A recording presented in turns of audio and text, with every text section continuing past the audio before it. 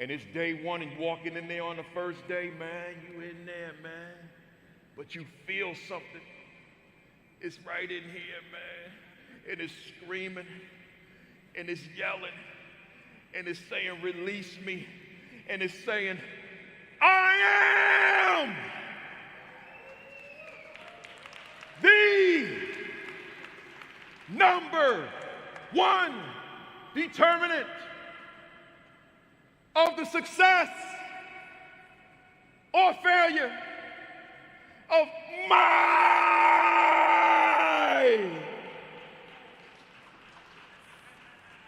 students. Hey, y'all, when you get back, kick some butt, and I'll see you in the winner's circle celebrating your victory. Let's go! Let's go! Let's go! Let's go! Let's go! Let's go! You got this! You got this! You got this! Thank you, everybody. And we are live. Good morning.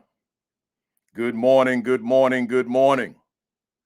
Welcome to week 195 of the AP and New Principals Academy. Let me see who we got checking into the building. We got always first Mona Obamolak, and she always greets my wife first and then myself. Good morning to you, Mona. Takesha High is in the building, and Mona's down there in Orlando, Florida. Takesha High is in Virginia. Edgar Ray, Macon, Georgia. Grace Castaneda, San Antonio, Texas. Dr. Rachel Edeweckett is down there in Maryland. Takesha Truesdale in Atlanta. Lysandra Brackens, North Carolina. Dr. Rella Hicks in Augusta, GA. We got Nicole, I might mess this one up. Ikes, I think it is, from Dover, Delaware. You must have been in the building when I was down there the other night. Otis Kitchen II, Principal Otis Kitchen II's in the building. Michael Benton is in the building. Rodney Richardson, Rashad Davis in Vegas. Man, I'm getting ready to catch that flight to the 702 tomorrow. I'm going to miss that second game unless I can get it on that airplane on my iPad. We'll see what happens. That Kansas City Buffalo game, I got to see that somehow. Kathy Jones is in the building. Ronald Pugh is in the building out down there in Cedar Hill, Texas. Donna Medina Sherrigant is in the building. Jasmine Harris is in California. Abisola Ashintolu out in Orange, New Jersey. Let y'all in on a secret. I was born in Orange, but I claim East Orange, right? Nolene Martin, North Texas, is in the building. Mona, I said that name already. Penny Huey Clark. I haven't seen you in a minute, Penny. Good to see you. Principal Dot McKeeva Jeter's in the building. September Devon Vance Daniels in the building. James Wilburn, Brent Dean is in the building. He said, let's do it. Happy to see Brian Cutter, Dr. Brian Cutter, representing change. Dr. Yolanda, Yolanda McKinney, I gave you a doctorate, man. I don't know where it came from, so maybe I was supposed to say that. So Dr. Yolanda McKinney's in the building. We put it out there in the universe, Doc. Melody Pennington Craft is in the building. Shanita Ross is in the building. Tonya Shelby. I haven't seen you in like years. Tonya Shelby, how you doing? And how's that business that you had started? Is it still rocking and rolling? Hit me back in the comments so I can see. Cynthia Farmer's in the building.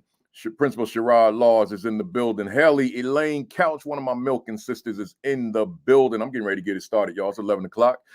Principal, Dr., I should say, Demetrius Scott is in the building.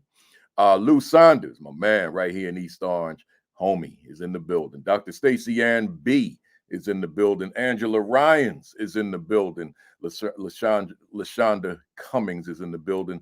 Stacy Mabry down there in Augusta. That's Dr. Stacy Mabry in the building. And Jacqueline Harriet is in the building. We're going to see her soon on the Academy during Women's History Month. I got an international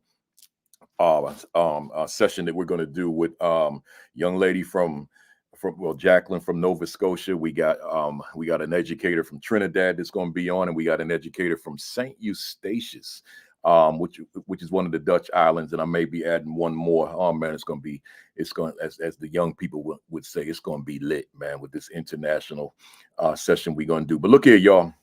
I got to call out Dr. Jane Foley, the senior vice president of the Milken Foundation, of Milken Educator Awards, is in the building.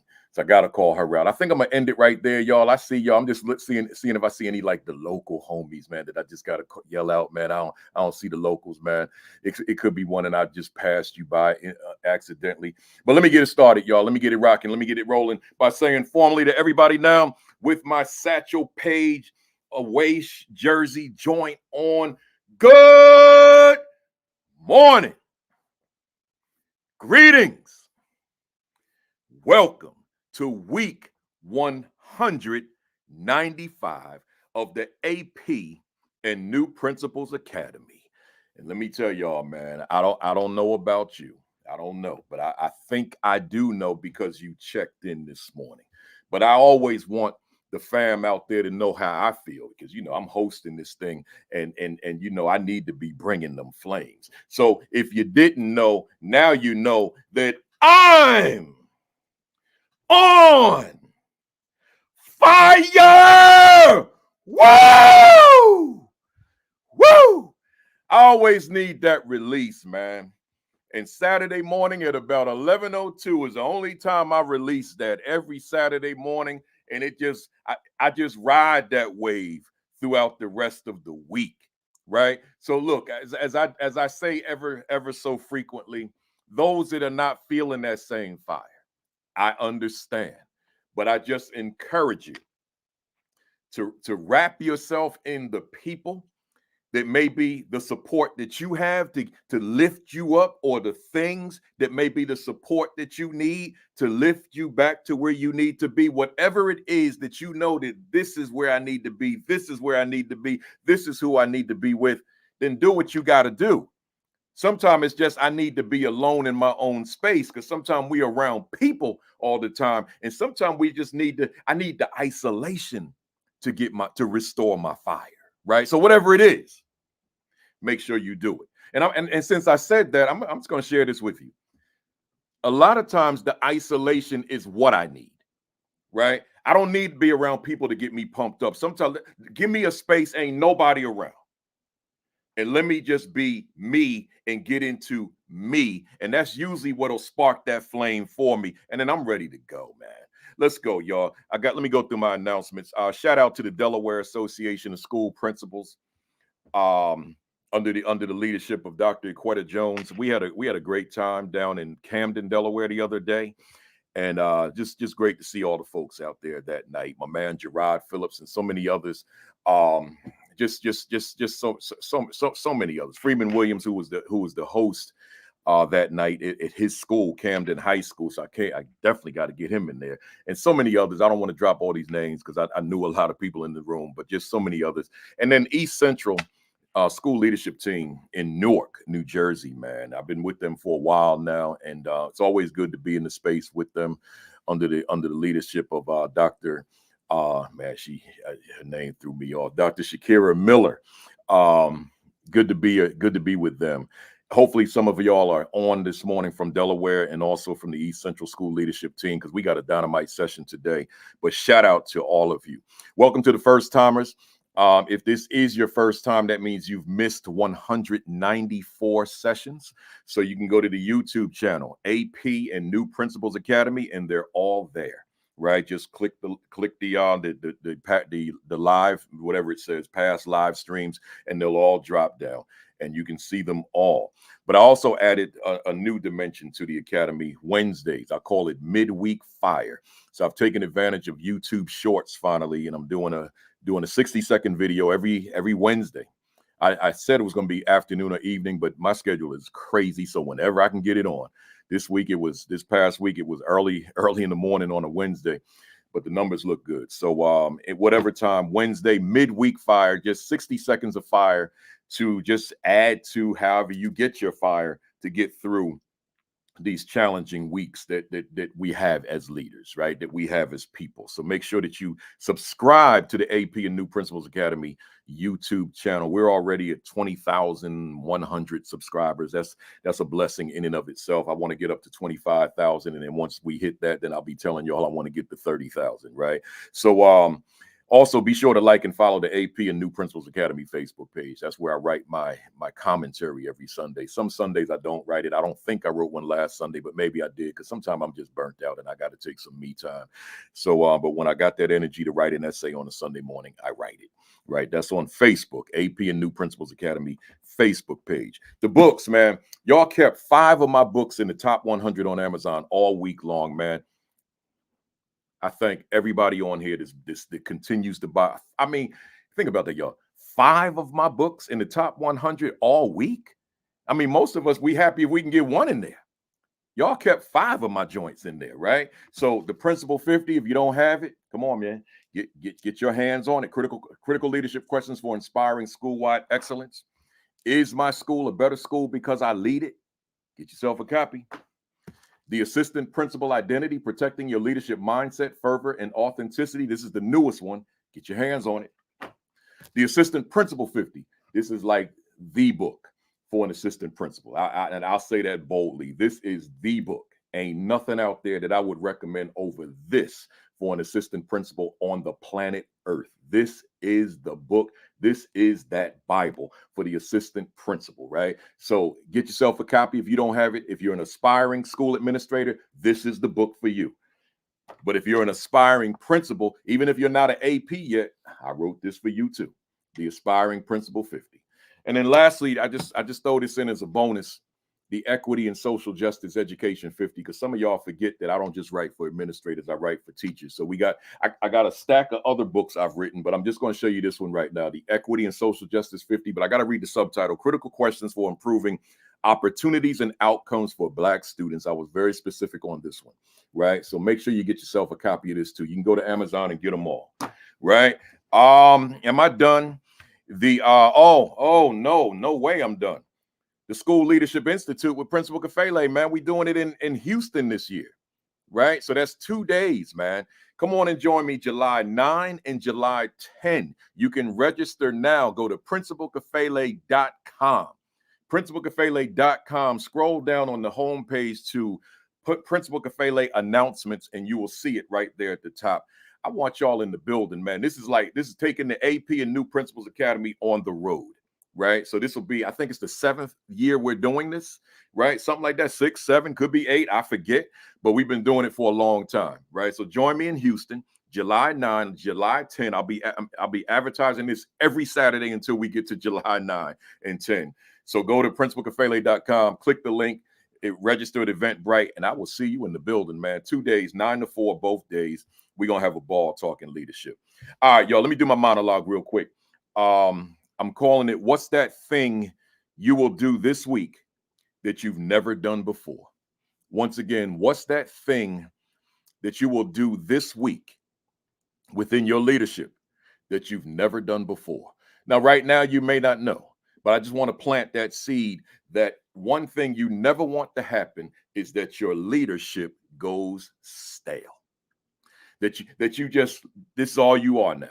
You good, but you're not growing. Right? What's that thing that's going to take you to another level, right? Then you plateau again, and then another level, and then you plateau again, and then another level. What is that thing like? You got to always think outside the box. That's why, like I was saying before with me finding my fire, sometimes you got to be in them quiet spaces, because I promise you, this is not scientific. I never did any research on this, but I promise you, I know I'm right, that many of us, probably most of us, we'll go to our grave whenever it's our time, and we never tapped into the majority of what we have inside. We never tapped into it. We never found it. We never identified it. We never located it, because you never took the time to find what else God gave you at birth. So I'm saying to you, when you walk in there Monday, what are you going to bring to your leadership that no one's seen yet? No one's heard yet. No one's witnessed yet. No one's experienced yet. What are you going to bring new, fresh, and different? When I do these monologues every week, guess what? I've never done the same one twice, because I'm always saying, what can I say to the folks that I haven't said yet? Now, if I do something twice, because I just need to reinforce it. But I want to be fresh when I come on here every week. I don't want to be, I've been doing this 4 years. I don't want to be 2020 Kafele and it's 2024. I want to be able to demonstrate that I have grown over these 4 years. Even the platform itself, the way I treat the platform, the way I handle the platform. Y'all, those of you been rocking with me since 2020, you know I've grown on this thing. And you also know I've grown as a host, as an interviewer. I had no skill in interviewing, asking questions, all that. I'm used to being on the other end receiving the questions. But now I'm asking the questions. I've grown.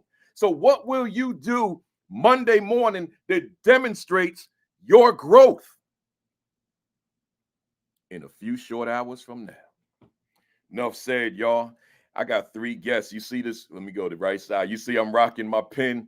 This is my Milken pen, man.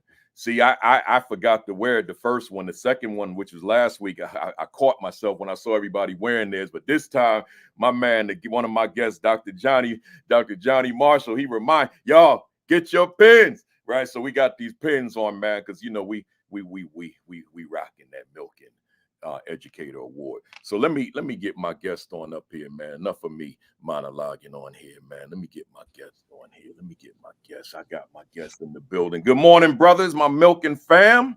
Good morning. Good morning. Morning. Good to see you. Good to see you, man. I've been, I told you off camera, I've been looking to this one for quite a while since I told you that I wanted to do it. And here we are on the screen finally. To the folks out there, our topic is the making of an effective school principal. The making of an effective school principal. And that's a bold topic. So in order for me to have a topic like this, guess what? I mean, the common sense, right? I have got to bring effective school principals in the building, right? I can't have this topic and have folks who are not effective, right? So here we are. We got this bold topic. I got to read these bios, y'all, because I want you to know who you're getting ready to listen to. So just bear with me for a second. Dr. Brian Cutter, he sent me the short version. He said in 2022 State of Alabama Milken Educator Award recipient is a fearless, visionary, transformational leader with an unwavering passion for teaching and learning. With over 10 years of experience in education, he has served as a teacher, music director, academic intervention facilitator, assistant principal, career technical educator, education director, and school administrator. Additionally, he presents at conferences on the state and national levels. He currently serves as the principal of, I hope I get this right, Dalreda Elementary School in Montgomery, Alabama. Dr. Cutter now is in his 3rd year leading Dalreda, helped implement the first elementary STEM lab in Montgomery Public Schools and the River region. Brian has 2 daughters and a granddaughter. Next, Dr. Johnny Marshall. Dr. Marshall is the principal of Valdosta High School in Valdosta City Schools in Valdosta, Georgia. Before transitioning to the high school principalship in October 2023, Johnny served as the principal of Valdosta Early College Academy, where he spent 13 years of his educational career growing from college pre-service teacher to principal. 2023-24 academic year marks his 14th year in education. He has experienced teaching from middle school to the collegiate level and has over 7 years of leadership experience. Dr. Marshall is passionate about cultivating an equitable and student-centered learning community where his scholars can excel academically and behaviorally while being exposed to various learning opportunities through CTAE, Pathways, Dual Enrollment, AP, and IB programs. He became an Apple Distinguished Educator in 2015, and as an ADA, Marshall has trained teachers and leaders at conferences on effectively leveraging technology in the classroom to cultivate student voice, creativity, relevancy, and rigor. In addition, he has served as the co-director of the VSU African American Male Initiative. Dr. Marshall was named a National Milken Educator in 2019 and served as a Milken Center for Advancing the American Dream Educator Fellow. He's a National advisory committee member of the College Board's A Dream Deferred, the Future of African American Education Conference. Marshall was named 2023 ASCD Emerging Leader. In his spare time, Dr. Marshall enjoys the outdoors and traveling. He is married to Dr. Marcy Marshall. Powerful stuff from both of you. And then we got Principal Marco French, known as the bow tie principal. Dr. French sent me one that was slightly longer, and as I looked at it, I was reading, and I said, I can't edit any of this. I just got to go for it, right? So y'all just bear with me for a second. There was absolutely nothing that I could cut out, right? So Marco French proudly serves as principal of Queensboro Elementary School in Shreveport, Louisiana. So y'all see, we got the Southern connection here today. French started this journey as a substitute. I got to read this part slow, y'all. French started this journey as a substitute teacher from 2003 to 2010. I need somebody out there to let that part marinate for a second, right? I don't typically do this on bios, but I got to use this as a teaching tool real quick, y'all. Let that marinate, because somebody out there wants this thing like yesterday, and you don't have that patience, man. You don't have that patience, and sometimes you got to have that patience, but you want it like now, and I understand that. I want it now, but sometimes it ain't meant to happen like right now. So I'm gonna read that line one more time, because I'm teaching right now. He said, it says, Marco French, where we at? French started his journey as a substitute teacher from 2003 to 2010. The winds shifted, and now certified powerhouse extended, and now let me do that again. I'm excited. The wind shifted, the now certified powerhouse extended his wings and became a beacon of light within the community, school district, and the state, fulfilling his divine assignment. French serves a school of pre-K to fifth grade students. A failing school since 1999, Queensboro faced a state takeover.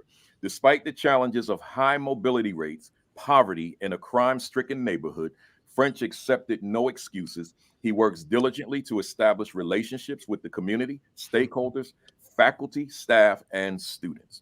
Under French's leadership, the school experienced tremendous growth, as evidenced by being removed from the state's academically failing list, recognition as Louisiana's outstanding school, and ranking #1 of the top 10 high-performing schools for third grade literacy progress and growth. I'm gonna stop right there a second, y'all. Y'all gotta forgive me for this. I know that there are paraprofessionals that tune in. I know that definitively because they tell me. I know there are substitute teachers who tune in. They tell me, I know that because they tell me. I know that definitively. So hang out with me. Stay here for a second. So I'm saying this. I say to paraprofessionals, I say to substitute teachers all the time, don't confine yourself there unless you just love the position. If you love it, stay there and be the best sub, be the best paraprofessional that you can be. Absolutely. But don't be in that position and look at the principal and say, I could never do that. Don't do that to yourself. Don't look at the teacher in the classroom and say, man, I can't do that. Don't do that. That's it. That's it. Because it's in you. That's right. And I got the evidence sitting on the screen right now.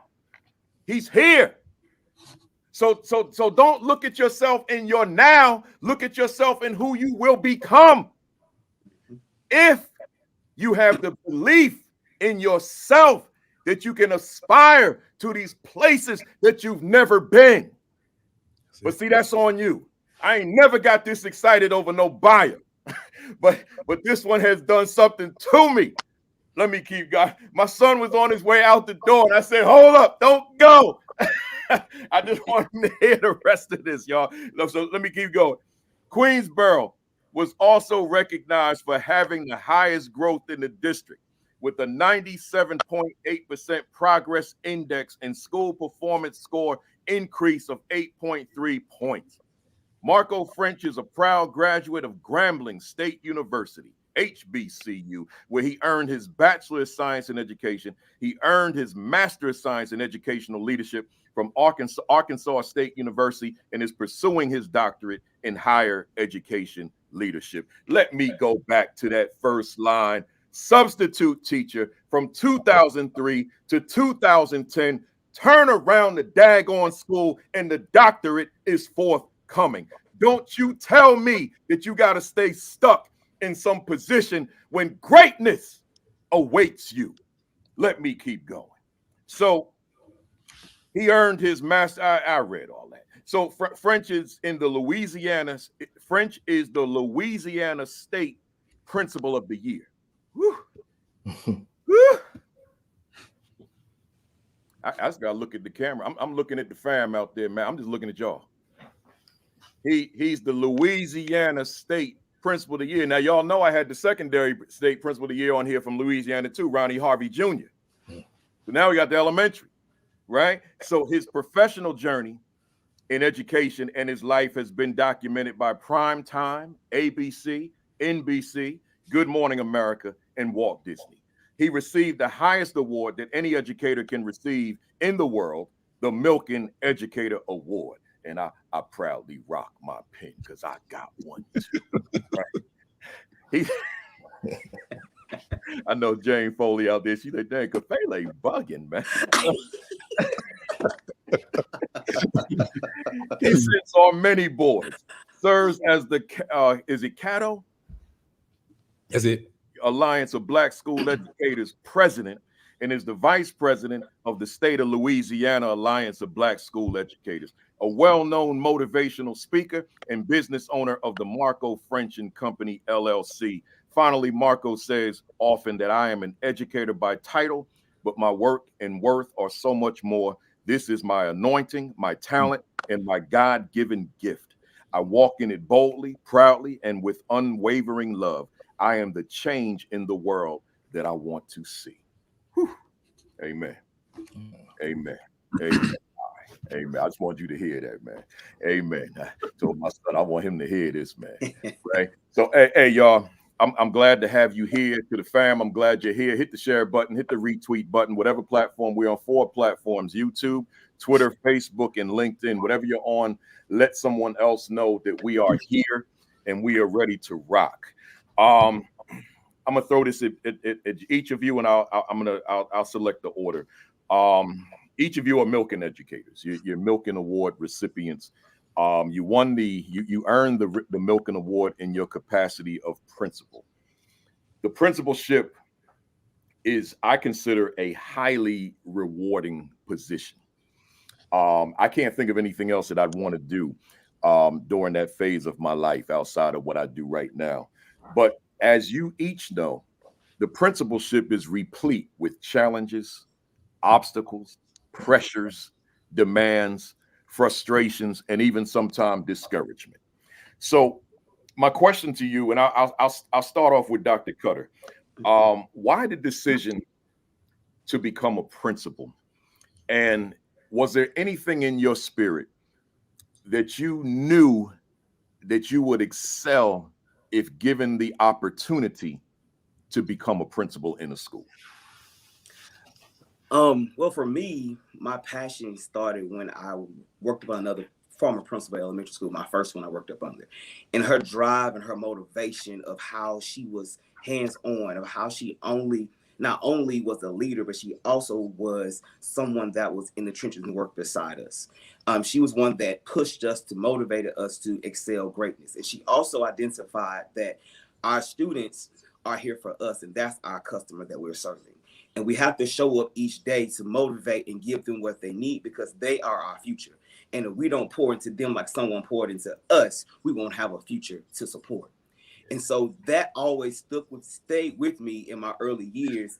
And I went through different school districts. I went to different schools, and I saw that first of all, males were a shortage of males in the building. Students did not identify with someone, a male leader or a male teacher. And that stuck out with me of, I need to be that person that they can look up to for our Black and our brown students. They need to see that someone can come from them, someone that live the same way they live, have the same cultural experiences they have, the same challenges, and to make that difference. And so that was my catalyst for change. And I said, I want to be the one that brings about that change every day in my walk, my talk, my actions, my behaviors. And so that was my passion, and it keeps me motivated each day to continue to give and perform. Because like you said, it is challenging. It can be discouraging, but to remember my why, remember those kids that smiled, to remember my own children and my own experiences as a student within the same district that I was in, to give back to. Because if it's not me, then who will it be? And if I can't be that voice, and if I can't be that person that they identify with, and if I can't show my teachers that I'm here with you, we walk in this journey together, because we are what is needed right now for our students to be here in the future to make that difference. I love it. I love it. Hey, let's go. Dr. Marshall, same question. Do I need to repeat the question? You're good. Okay. I will say that God gave me the vision when I was a child. So I was about 5, 6, 7 years old. My sister, my cousin, and I would stay on the weekends with my grandparents, and we would play school. And guess who was the principal? I was the principal. And my grandfather asked me to go to the store with him to Harvey's one Saturday, and he said, "Hey, you're going to get out with me?" I said, "No, I got to stay in here. I got to get everything ready because we're going to have school, and my teachers got to be ready." And so over the course of my years in elementary, middle, and high school, and even in college, I always just gravitated to leadership and helping people fulfill what it is that they wanted to fulfill. And so as I reflect, I just know that the Lord has placed me in different opportunities for me to grow into the leader that I am today. And I'll say, my grandfather suffered a stroke, was in a nursing home for 13 years. And one of the last stories he told before he started to make his earthly transition was he always would remind me, "You remember when I took you to the store, and you remember where you said you had to stay in because you had to get ready for school?" He said, keep going, keep going. And so I'm grateful that I'm in a position where not only I can just impact the students that I used to serve in the classroom, but I have the opportunity to empower our teachers, our scholars, but also the community as well. And so leadership and being a principal, it's a verb.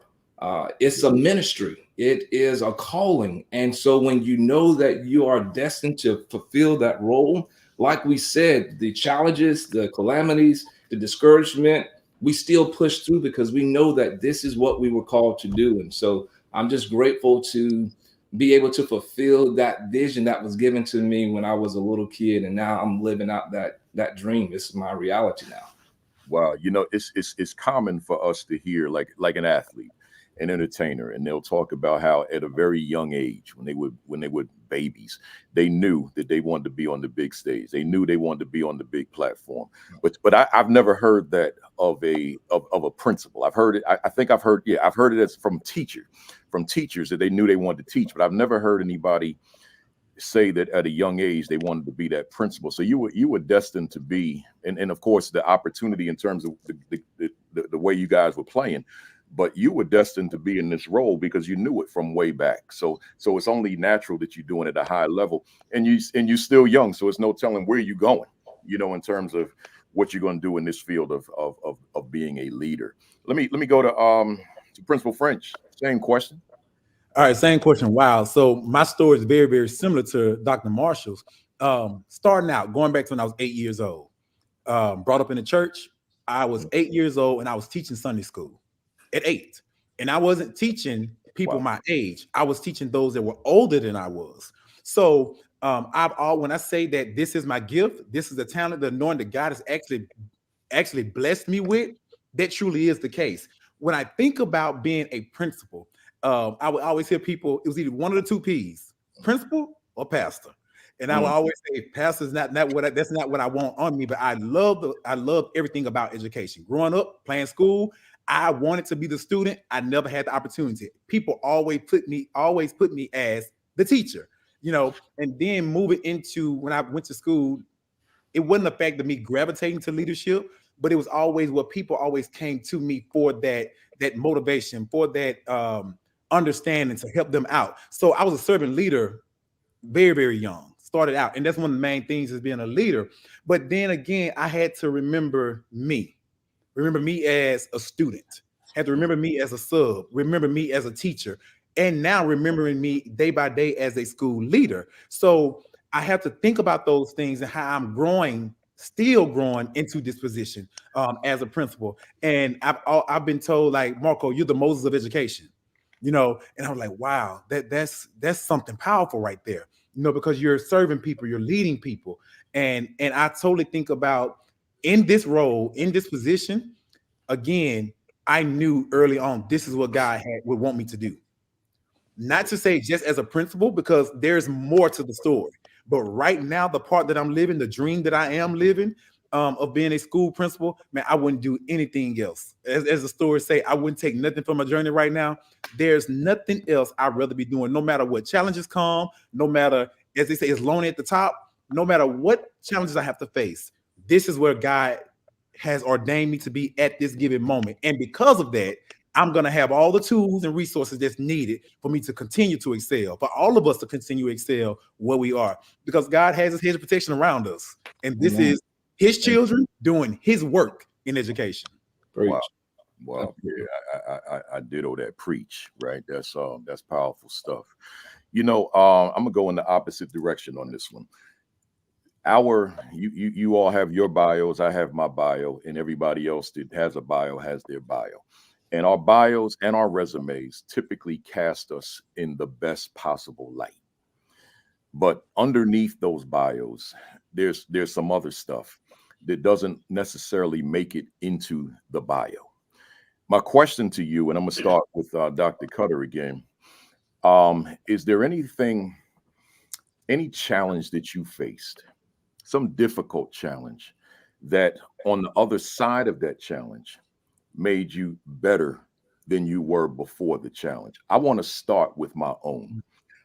This year, 2024. This is a big year for me because it's a 20th anniversary of probably my worst year, not only in the principalship, but my worst year in life. And in 2004, I was suspended as a principal, not because I was ineffective, but because I didn't play the politics well. Right. I got to do it my way. So because I didn't play the politics well, or because I didn't, say it differently, because I didn't play the game, I was suspended, and my termination hearing was the following week. At that hearing, the board saw that it was nothing but politics, and they unanimously voted for me to return to work the next day. So I'm saying that to say this. I leave the district, go to a different district, and 5 years later from that situation, I get wrong side. I get this pin, right? I get this Milken pin. So I'm saying that to say, okay, I went through my mess. I'm all over the television news. I'm all over the radio news. I'm all over the print news, and I'm in the world out here. Social media wasn't a thing at that time, but it didn't destroy me. It made me better, to the extent that the Milken Foundation in LA found me in Newark, New Jersey. And here I sit as a Milken awardee, right? So I ask you, Dr. Cutter, is there anything, I don't mean so dramatic like that, but I mean anything that you dealt with that made you better as a result on the other side of the challenge? Well, for me, one of my motivators that made me better in my struggle growth moments was I was a teenage father. At the age of 16, I had a daughter in high school, my 11th grade year. And that changed everything on how I viewed my purpose in life and where I had to go. That little girl was my driving force for a lot of things. Of course, I had family support, but my father made it perfectly clear to me, this is your child, this is your responsibility. And from that, I had her full time since she was in 3rd grade. She lived with me. So a single dad raising a daughter, don't have any sisters, didn't know how that was going to work, but it allowed me to really look at where I am as a man, as a father, and as a leader, because I had to first lead my child. And if I can't lead my child, I can't lead anyone else. And so from that, the challenges of parenthood also put me in a perspective of every parent that we're servicing, they send their best. And they don't always have the skill set that they need to be the parent. And so we have to, as our job as educators, to ensure that we are pouring into their child when they cannot. And so that was one of my biggest challenges and my motivation, because, and she'll tell you, my oldest will tell you that she's been with me through high school, bachelor's, master's, all the way through in that journey. And I always had to do it for her. I always had to do it for her, because I didn't want to be that father who put career first and not family. And so I had to walk that fine line of, I'm a teenage dad, but however, I still have goals and I still got to reach those goals. And it's going to be harder. My journey may be different than other people, but I continue to go forward. And to stand and receive the Milken Award, it was big to me because I didn't see it coming. And I thought that maybe what I was doing, it is working. You know, I had my interviews. I went to many interviews and I had many doors closed before they were open. You know, I too, Dr. Kafele, was in a school district that got rid of me. You know, it was politics, and that was discouraging as well. But it allowed me to grow. In my season of waiting, I had to grow. I had to get the skills and tools that I needed to be the leader that I am today, and to research and continue to grow through that process, and knowing that there is no cookie cutter approach to leadership. It is your own journey, but you got to have the people around you, the support and the power and passion to pour into yourself, and to have the knowledge that you want to be successful and to keep driving yourself daily. I love it. I love it. I love it. Same question, Dr. Marshall.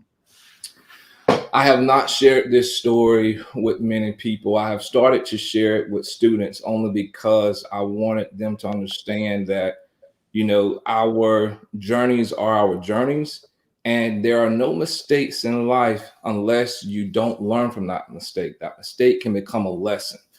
So in 11th grade, I was suspended from school, and I had to attend alternative school because of something that I did that violated the school code of conduct. And at the time of my suspension and me having to transition to the alternative school, I was serving in a lot of leadership roles. I was the vice president of the class. I was the drum major for our band. I was the leader in a lot of different aspects on campus. And when all of that got stripped from me and I had to go to this alternative school for half the day, it made me reflect on who I was as an emerging leader. Because as I stated, I had been placed in leadership roles my entire life, like Mr. French, in the church as well. And so I had to do an assessment of what am I portraying what am I betraying to others when I'm not doing what I'm supposed to do? And I remember I had a conversation with my uncle, one of my beloved uncles, who was like a second dad to me. I went to his work, and he said, I heard some stuff. And he said, listen, he said, the enemy is always going to try to throw things at you. But he said, you know how you have been raised. You know what you have been taught. You have to do your due diligence and be conscientious of the actions that you do, because not only are you impacting yourself, but you're impacting others as well. And I always remember that experience as I went to college, as I transitioned to become a teacher, as an assistant principal, and even now as a principal. We have to be mindful of what we're doing because we are leaders and we are setting the examples for others. And our actions can definitely impact the other people that we serve or that we influence. And so, you know, I became better as a person as a result of going through that experience. And thankfully, my senior year, I was able to regain everything that had been stripped of me. Matter of fact, the teachers voted me Mr. CHS, and I received a citizenship award because they realized I was honest in that moment. I owned up to my mistake, and I grew as a result. You know, what you just said reminds me of what Willie Jolly says: a setback is a setup for a comeback. That's it. Yeah, and you made that comeback, and look at you now. Redemption. Principal French, same thing, same question. So with mine, actually, Principal Kafele, it just happened, you know. And you are, and you may hear me say a lot of things that kind of go to the church, but trials and tribulations come to make us stronger. Yeah. You know, so I was just put on leave a month or so ago for an instance that had nothing to do with what I had done, truly, you know, but what I did learn from it. And I always tell people, no matter what challenges, barriers, or obstacles that we go to, it's always a win-win for me. I don't care how no one else look at it because I'm doing one or two things. I'm learning from it and I'm growing in it. So therefore, it's always a win for Marco French, because that's how I look at it. I'm learning and I'm growing through the situation. And I often think about the people around us when we get in these positions, you all, and regardless of what we're doing, when they see that your name is hitting spotlights or you may be getting too big for a district or for a school, there's going to be a lot of people that start doing this, trying to put you down. And we have to stay so focused and prayed up to where when those things come, and it's not a part of my journey, it is my journey. The barriers, the obstacles, everything I went through was not a part of the journey. It was the journey, and it was already pre-planned. So how I handle myself in the journey, that's on Marco. So I've made sure that I just truly I'm married to the belief and thought that I'm gonna always win no matter what comes, no matter what happens. And one thing that I have learned inside of this, and my mother has been right there with me, everybody has been, a lot of people have been right there with me. The best way to quiet your critics, the haters, the naysayers, keep going, keep us excelling. And when they see that you have not been broken, man, when I say that, that's the most powerful thing right there, because people are looking at one or two things: how you react and act while you're going through the situation that you're in, and how you act after the situation. So remaining humble is something I try to make sure that I do. But on the flip side, I come out saying, so what's next? Bring it on. What's next? Because as you can see, you didn't knock me off my game. What's next? So on the outside of that, it has slowed me down to make sure I'm not just looking at the academics and the people that I'm serving as a servant leader, but I'm looking at everything around me. At the smallest nuances, I'm making sure that I pay close attention to those. So that's something that I have learned inside of the little obstacles that I just went through. Make sure I'm paying attention to the small things, because sometimes we can get lost making sure we're serving everybody, the community is taken care of, the school community is taken care of, our students are taken care of, but paying attention to those small things that help build the big picture of running the school. We are, French, I gotta stay there. I can't move on yet. Hey, folks out there, I see the comments and y'all loving it. We ain't even on the topic yet. This preliminary. We ain't even get there. We're getting ready to get there, but I gotta say this. Hey, French, I don't want you to disclose any of the specifics in turn, and I'm sure you wouldn't. But see, folks out there, the aspiring folks, the folks who are current, the new ones, the veterans, whomever. If you're doing right, stuff gonna happen. It's just a matter of when. It's not a matter of if. It's a matter of when. But I'm gonna be very specific here. A lot of times when you're that black man, and you doing right, people see that. You stand out. If you black man, particularly in this business, you stand out. So, I notice a lot of people who love Principal Kafele. I love that, right? I appreciate that, right? But I just want y'all to know that I'm real. I'm a real person, and I got real stuff that I deal with, right? And then as a principal, like I said, I just skirted over it, and I'm gonna skirt over it this time as well, because we're gonna do the whole documentary this year, right? I'm putting all the stuff on video, so you'll get to really see it, including the news clips. I got them all. But I'm gonna say this to you: yes, they got me, and I'm gonna tell you this because I said it a few weeks ago. And yes, momentarily they broke me. They did. I had to check into the hospital. They got me because it came out of nowhere. It's like, oh my God! But once I collected myself, hear me, somebody. Once I collected myself, I'm like, bring the smoke. Yeah. I'm ready for you now. I just had to. This was something new in my life now. So now I got to learn how to process it. So I got to process it. Once I process it, oh, okay, that's part of the principal leadership too. Okay, I'm good now. Bring the smoke, right? So Principal French is dealing with whatever he's dealing with, but he told you, he gave you the blueprint. He on his feet. I'm looking at him smiling on the camera, right? So I'm saying to somebody out there, yeah, things may be going great, but don't go to sleep with both eyes closed, man. Keep an eye open, because you don't know what's coming your way, and that's part of the preparation of being principal. That's part of what it is. You got to be prepared for the unexpected. You got to be prepared for things that you never anticipated. And then how you going to deal with it when it comes, right? So that matters. They don't teach that part in grad school, and that's why I wanted to spend a couple extra minutes on it. That part they don't teach it. And oh yeah, and Cutter said the same thing. Yep. So it's three of us on here, right, that had similar experiences. So someone on the call, I'm sure as folks on the call, you've had certain experiences. But I'm saying to you, yeah, you may have that temporary setback. Yeah, you may be feeling yourself. Man, you may be broken like myself, but daggone it, you better get your behind back up. That's right. You can go down for a few minutes. We all do. Yeah. But you better get back on your feet and let the world know you still here. That, like Dion said, new coming. I say, make no mistake about it, I'm 63 years old, y'all, and I'm still coming, man. I'm still coming, right? I'm 63. I'm coming. Right. So with that said, let's jump into it, y'all. Let's jump into it. Somebody probably said, I thought y'all was in it, man. This is good stuff. No, we ain't in it. We can ready to go. We can ready to go a little harder now.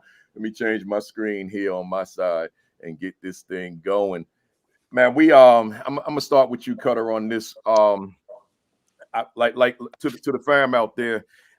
Lately I've been asking my guests to send me some talking points that they're passionate about, as opposed to me asking some of these blind questions. I said, let me know what floats your and it just lends to a very great discussion. So, Dr. Cutter, you said, and I put half of it on the screen. I couldn't fit it all, so I'm gonna read the other part without it being on the screen. You said, a leader must lead with love and compassion. For teachers and students to do the difficult work of teaching and learning, hard work must occur first. And then you went on to say, when your team, meaning your students, your faculty, staff, and parents, know you care about them as an individual, they will support and perform. Break it down. What are you saying to us? I strongly believe that first, in order to lead, you must lead from a place of love. You must love what you do. You must love the field of teaching and learning. You must love your students. You must love your faculty, your parents first. And that love is from a portion of showing empathy, showing compassion, and understanding. We are in the work of education. We're in the work of your school is failing. You're not high performing. You're not this, and all those negative things that are coming in, and the pressures are there. But until we're able to start with the heart of the matter, until we can sit there and say, hey, teacher, I see you. I know what you're doing, and I care for your struggle as you're growing in your profession. Hey, parents, I see that maybe you don't have that high school education, that college education, and you can't teach reading. However, I'm going to provide you with tools and resources to support your students. Hey, little Johnny, I see, not Marshall, I see that you came from a hard background. You're tardy, you have poverty, you're in that experiences. And I first have to identify and tap into where you know that I care about you. You know, we love to say we have to mask low before we bloom. We got to make sure that they understand that I am coming from a spot of I want you to do better. I see something in you that you may not see yet. And until the hard work is done, you can't do the hard work. Because if we are always preaching, you got to do more, we got to get test scores up, you got to read, you got to do homework, parents, you got to help them at home. If we don't stop and say, wait a minute, what are the barriers first that's preventing them from doing the hard work? Do they understand that, yes, I'm coming in holding accountability, but it's accountability because I care, first of all, for our students. I care, secondly, for the teachers, and knowing that you all are coming with something every day to the building.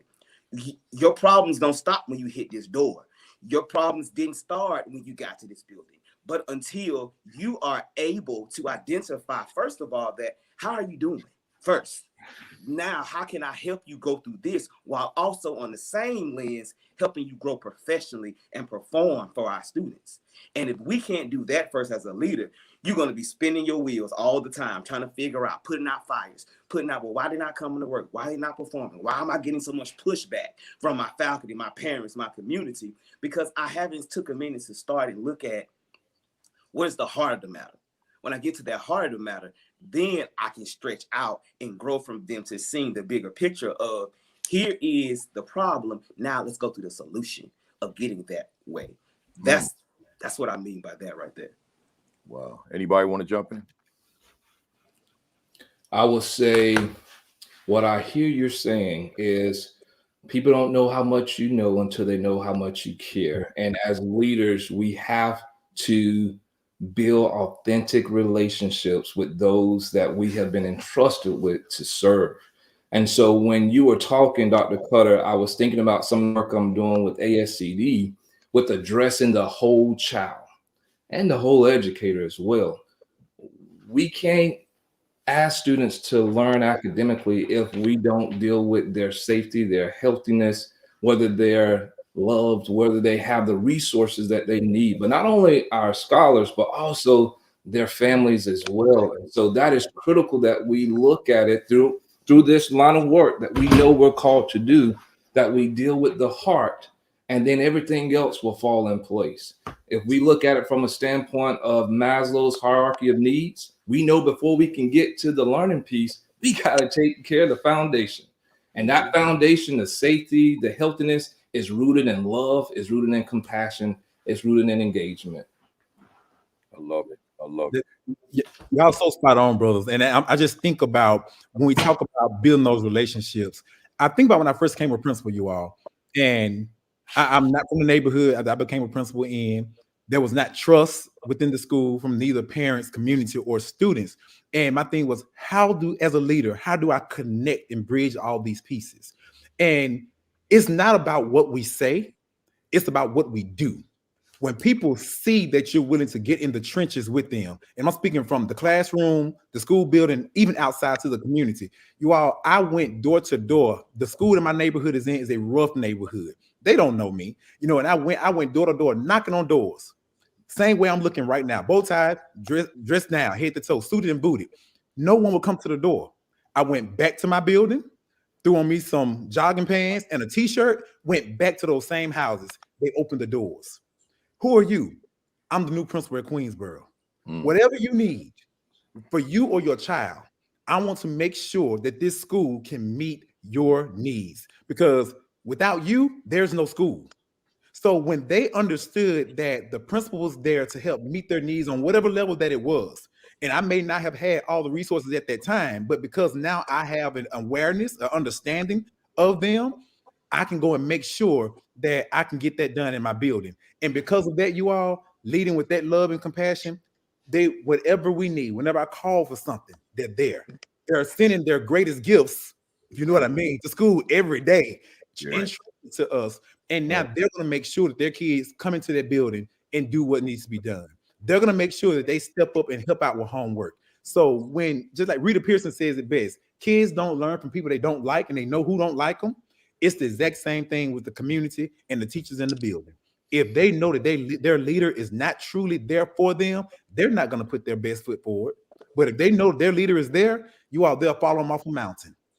And why would they do that? Because they trust them enough not to lead them off the mountain, because their leader is going to come up with a way to get around it or to the next spot. So just knowing that you're leading with that love and compassion and respect for both going both ways. Love it. Love it. Hey, folks, hit that share button, hit that retweet, hit that repost. Let them know. Tag somebody. Tag them Facebook leadership groups. Let them know we are here. Hit that like button too, which activates the algorithms. Hit the like, hit the like, hit the like. Let them know we're trying to change the world through this platform, the world of leadership through this platform. Hey, Dr. Cutter, I want to ask you a follow-up question to that. You know, there are schools. I'm not going to say that this is something that's happening widespread, but it happens particularly in the charter school world, where a leader may come in with a corporate background as opposed to an education background, and this person may be very good with the X's and the O's, right? So I got that part down, but I don't have that heart work component down within my leadership. Talk to us from your vantage point. How can this person be effective with just being an X's and O's guy? Like I know the principles of leadership, and devoid of the heart work dimension to the leadership? Yes and no. I think it's a fine balance between leadership, the managerial side, the X's and O's side, and also the instructional side. So knowing, first of all, the leader has to identify their weaknesses. They have to identify, I'm strong in this area, but I'm weak in this area. So therefore, I need to surround myself with people who can elevate me, give me that skill set what I'm lacking. Because as long as they have the me mentality, this is my school, my vision, my everything, my table, you're never going to make that growth and that progress. And then you're going to have that corporate versus that educational world, because the staff are already, he's coming in with a barrier already, because they're saying you never taught before. So you can't speak on what I've been through. You haven't been through these programs. You don't know. You're coming in just from X's and O's, checks on the box, checklist, programs, walking through with a walkthrough form saying, is this working? But until they're able to identify themselves and say, hey, I need people on my team to surround me with the skill set and the knowledge first, then I can continue to grow. But without one and the other, it doesn't balance. That's what I strongly believe. So they need to identify their own hard work within themselves to see, hey, what do I have to do to continue to grow so I can show love and compassion in those areas? Basically being vulnerable to their own weaknesses. That's teaching right there. That's good stuff. I appreciate it. Let's keep it moving. Dr. Marshall, you said effective leaders create a network of support to hone their craft. What are you telling us? We cannot lead with an empty vessel. Therefore, we have to ensure that we are intentional and purposeful about building our own team of support to be able to pour into us, to give us the tools necessary for us to grow and lead our buildings. Specifically, I like to call it the good counsel, making sure that we have a diverse group of individuals that we can go to help us grow on areas of growth, but also in those areas that we need to enhance. Personally, from an instructional standpoint, who are the people that I go to stay abreast of what's coming out and latest in education? You know, am I chiming into this amazing, powerful production, show every week? Am I a part of a Twitter group? Do my district have resources to send me to conferences like ASCD and others where I can be in the room with powerful leaders and teachers that are doing phenomenal things in buildings across the nation? You know, professionally, as far as developing, what am I doing from that lens? Do I have someone that I can collaborate with to help me ensure the vision and the mission of the school is carried out? I also want to talk about other networks. Personally, we have the Milken network that helps us tremendously. We have amazing educators across the United States that we're able to call and lean upon to lift us up. I've called Marco before. I send him texts. He sends me texts for motivation. You know, we got to make sure that we are filling our own vessels so that we can pour out, because we can't lead from that empty vessel. That same mentality, when we say creating a network of support, we have to do the same thing within our learning community. So are we intentional about bringing in people that will help us achieve our goals as a school? You know, what do those PLCs look like? Who are our academic coaches? Who are those assistant principals? You know, very much, even with the students and the parents, who do we have that we can go to that can help move us to higher levels of success? And in the same realm, we got to build a support network of community members that will help support our cause in the schools as well. And so who might I be able to call upon to financially support me, but also who might I call upon to be able to come into my building to provide motivation and empowerment to the students that I'm serving? For instance, at the Early College Academy, we were in the backyard of Valdosta State University. And so because we're an Early College Academy, because our students start taking college classes in the 11th grade, we had to be intentional about building a support network with the university and allowing pre-service teachers to come into our buildings to help us out with getting our kids on that campus so that they can see the vision of themselves walking on campus and excelling. You know, all of our programs were located on the campus. We made sure that we did our Black History programs, our moving up ceremonies, our graduations. All of that was housed and done on campus so that we can continuously show kids this is where you're going to be in just a couple of years. We take them to the symphony. So we also brought in like the 100 Black men. They came in once a month to empower my young males in grades 10, 11, and 12. And so, you know, when I talk about creating that network of support, first, we got to deal with self so that we can be the best leader that we could possibly be. Then we got to make sure that we address our school. What support services do I need to have within my building? And then community-wise, how do I leverage my community to pour into my school so that my scholars can excel academically? Powerful stuff. Powerful stuff. You know, what I'm hearing from you, Dr. Marshall, I'm hearing synergy. 1 + 1 = 3, right? 1 + 1 = 100. Absolutely. And I just want to ask the fam real quick out there, who's in your network? Who's in your circle? Do you have the right people around you? Because I don't care how effective you are. If we don't have the right people around us that we can bounce off ideas, but we can also learn from, it just makes the work that much more challenging. Because let's be honest with ourselves. We don't have time to read a whole lot of books during the school year.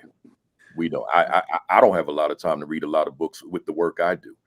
But if I've got the right people around me, where just a text message, right, just an email, you know, just something brief, where we're making that connection and it's helping me to grow and it's expanding my network, etc., it increases the probability that I'm going to be effective. And that's what this is about today, the making of an effective principal. So just keep that in mind, folks out there, the fam, because that's a strong point. Effective leaders create a network of support to hone their craft. And anything else to be said there? If not, I'm gonna move on to the next one. Here we go. We got Principal French said, strong communication skills. Whew. We can do a whole session on that one. Effective school leaders must communicate clearly to foster a positive and collaborative learning environment. Holla at us, Doc. All right. So when you think about strong communication skills, you all, and let's jump down toward the bottom where it says must communicate clearly to foster a positive and collaborative learning environment. With the learning environment, I'm not just talking academics here. Okay.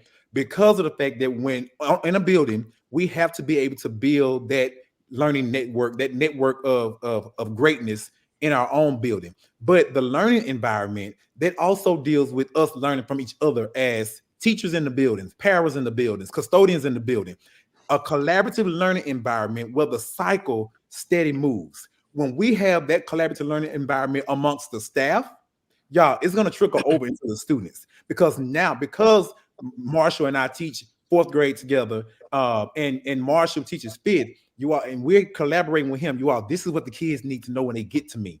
We're having that cycle there that continuously builds upon those students. But again, being able to communicate early on and building a practice fostering positive communication. A lot of times people get together, we want to talk, you create these networks, and it ends up becoming a session to a gripe session. No, this is what we're doing. These are positive communicating, collaborative learning environments. Let's talk about how we can grow as each other and grow our students. And another thing, when you have staff that's able to operate like a family and you're vulnerable to each other, and it's not about, I don't want you to win, because if you win, Johnny, we all winning because you're in this building with us. So when we have an understanding of building, communicating with each other, building and fostering positive and collaborative learning environments, not just from the academic side, but in the whole picture of it, then we will be so much effective as leaders. And that's a good training piece for the teachers that are wanting to move into being school leaders, because they're all leaders at some point, whether it's a grade level chair, whether it's over a program or a club on the campus, they're still leaders. So it's great practice in the moment of the school environment. Yeah, I love it. Anybody want to jump in? I agree, Marco. I think also, to extend that further on that strong communication skills, you have to be transparent. Yeah. And I think the more we're transparent on the front end, we avoid conflict on the back end. and how we communicate that. And one thing I reflected on was, we did a new vision and beliefs. It's no good if only I know that vision and that belief and I haven't communicated to that. It is not seen through our nonverbal as well as verbal communication. How are we walking in our building?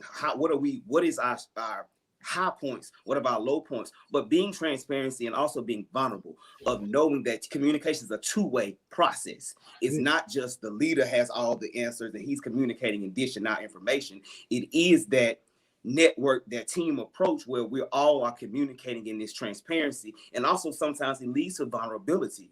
But we know in that communication, we just don't stay there, only harp on the negative parts of communication. We also got to build upon and say, okay, this is our problem. Now, how can we effectively communicate a solution where everyone understands uniform, from the principal to the parent to the bus driver, what our mission, what our vision is, and how collectively we're communicating that to all stakeholders involved.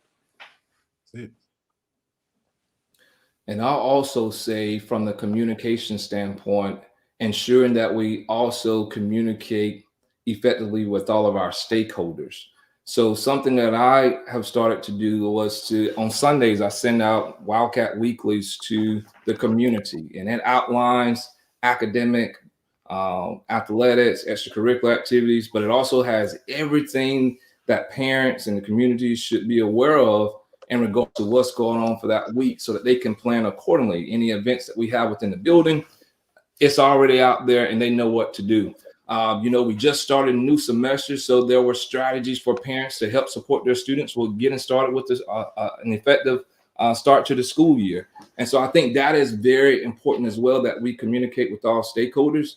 And likewise, from that logistical standpoint within your building, what are we doing to make sure that we send out notifications to our faculty and staff in advance so that they are aware of what's going on with that given week? So we do, my administrative team, we collaborate and we do paw prints. That's sent out on Sundays as well. And so within that newsletter, we have everything by bullet for Monday through Friday. So everyone knows what's happening in that building, when there's a fire drill, when someone is coming on campus to do something. And the second part is updates and reminders from me as an administrator. The last part is a calendar of events for the entire month. And then that last part is teacher reflection. So there's some component in that communicates, what can I do to better myself as a teacher? And so last week, Principal Kafele, we had an excerpt from your book, The 50 Essential Questions for Teachers. And teachers were able to read that excerpt, and I sent them the link to your book so that they can just know, hey, here's something that I can just read to be in the back of my mind so that I can prepare myself for this upcoming week. And so I think that strong communication piece, it keeps everybody on one accord. It keeps order, and it's very important whenever you're in a school setting. I love it. I love it. I'm thinking back on my years as a principal, but then my years doing what I do presently. I discovered quickly that I can communicate something verbally or in writing, and because people are in different places, in different spaces, they're not hearing nor reading the same thing. Mm-hmm. I wrote one message, I articulated one message, but we're not in the same place. Just like I'm keenly aware that on this platform, because people are in different places and spaces, they're not hearing the same message at the same time, right? So it made me very much conscious of that, and just fine-tuning my communication to increase the probability in my mind that everybody's hearing the same thing, everybody's reading the same thing on something. And just to be very detailed, on something like a social media post. Some of my posts, you wouldn't believe how much time I put into writing them, right? It could be like a 2, 3, 4 liner, right? Something I could write very quickly, post, and go on with my life. But I'm deleting, I'm editing, I'm revising, because I know that a lot of people are going to see that. And I know that a lot of different eyes are going to see it differently. So I want to make sure that I didn't put it out in a way that however it was interpreted, it's interpreted incorrectly, right? So that communication as a leader is of paramount importance, fam, out there. You got to have that down to a science. You know, even just a conversation, you got to have it down to a science, because you don't know how it's being received, how it's being interpreted, how it's being discerned. And if it's not being interpreted according to your intended outcome, then it's really not communication at all, right? So, yeah, so BK, we could go all day on that topic. Kafele, I will add, that's why it was very important that with the paw print, that the administrative team, we collaborated together on that, because everyone reads it before it's sent off. And so that we all have a clear message of what needs to be communicated. If there is a follow-up question, we're all on one accord, because we don't want to leave anything left to interpretation. So absolutely. Absolutely. Yeah. And you know, I'm gonna say one more thing to that. This is gonna probably blow somebody's mind out there, but I'm gonna say it. Those of you out there who have any interest in writing books, or you've written a book, or you're aspiring writer, whatever it is, author, whatever it is. My first few books for ASCD, I had a particular editor. And because I knew nothing about the whole publishing world, I'm just a guy with ideas that wanted to put them on paper. They're editing my books, and I'm reading the final copy, and I'm displeased.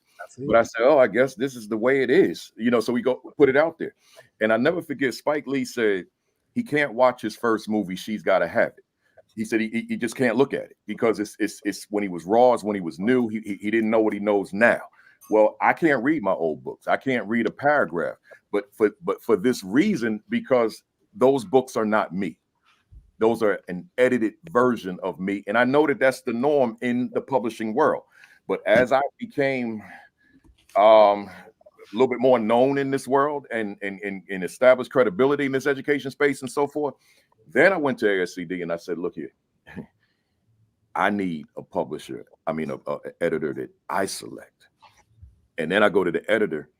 I know it goes against the protocol, but I need the reader to read that book as if they were looking at me on a stage. I need the same thing to come across, because they know me from the stage. They know me from that auditorium. They know me from that cafeteria, from that library. And when they read that edited version, that's not me. That's not my power. That's not my passion. That's not my excitement, my energy, my enthusiasm. It's not coming across in the book.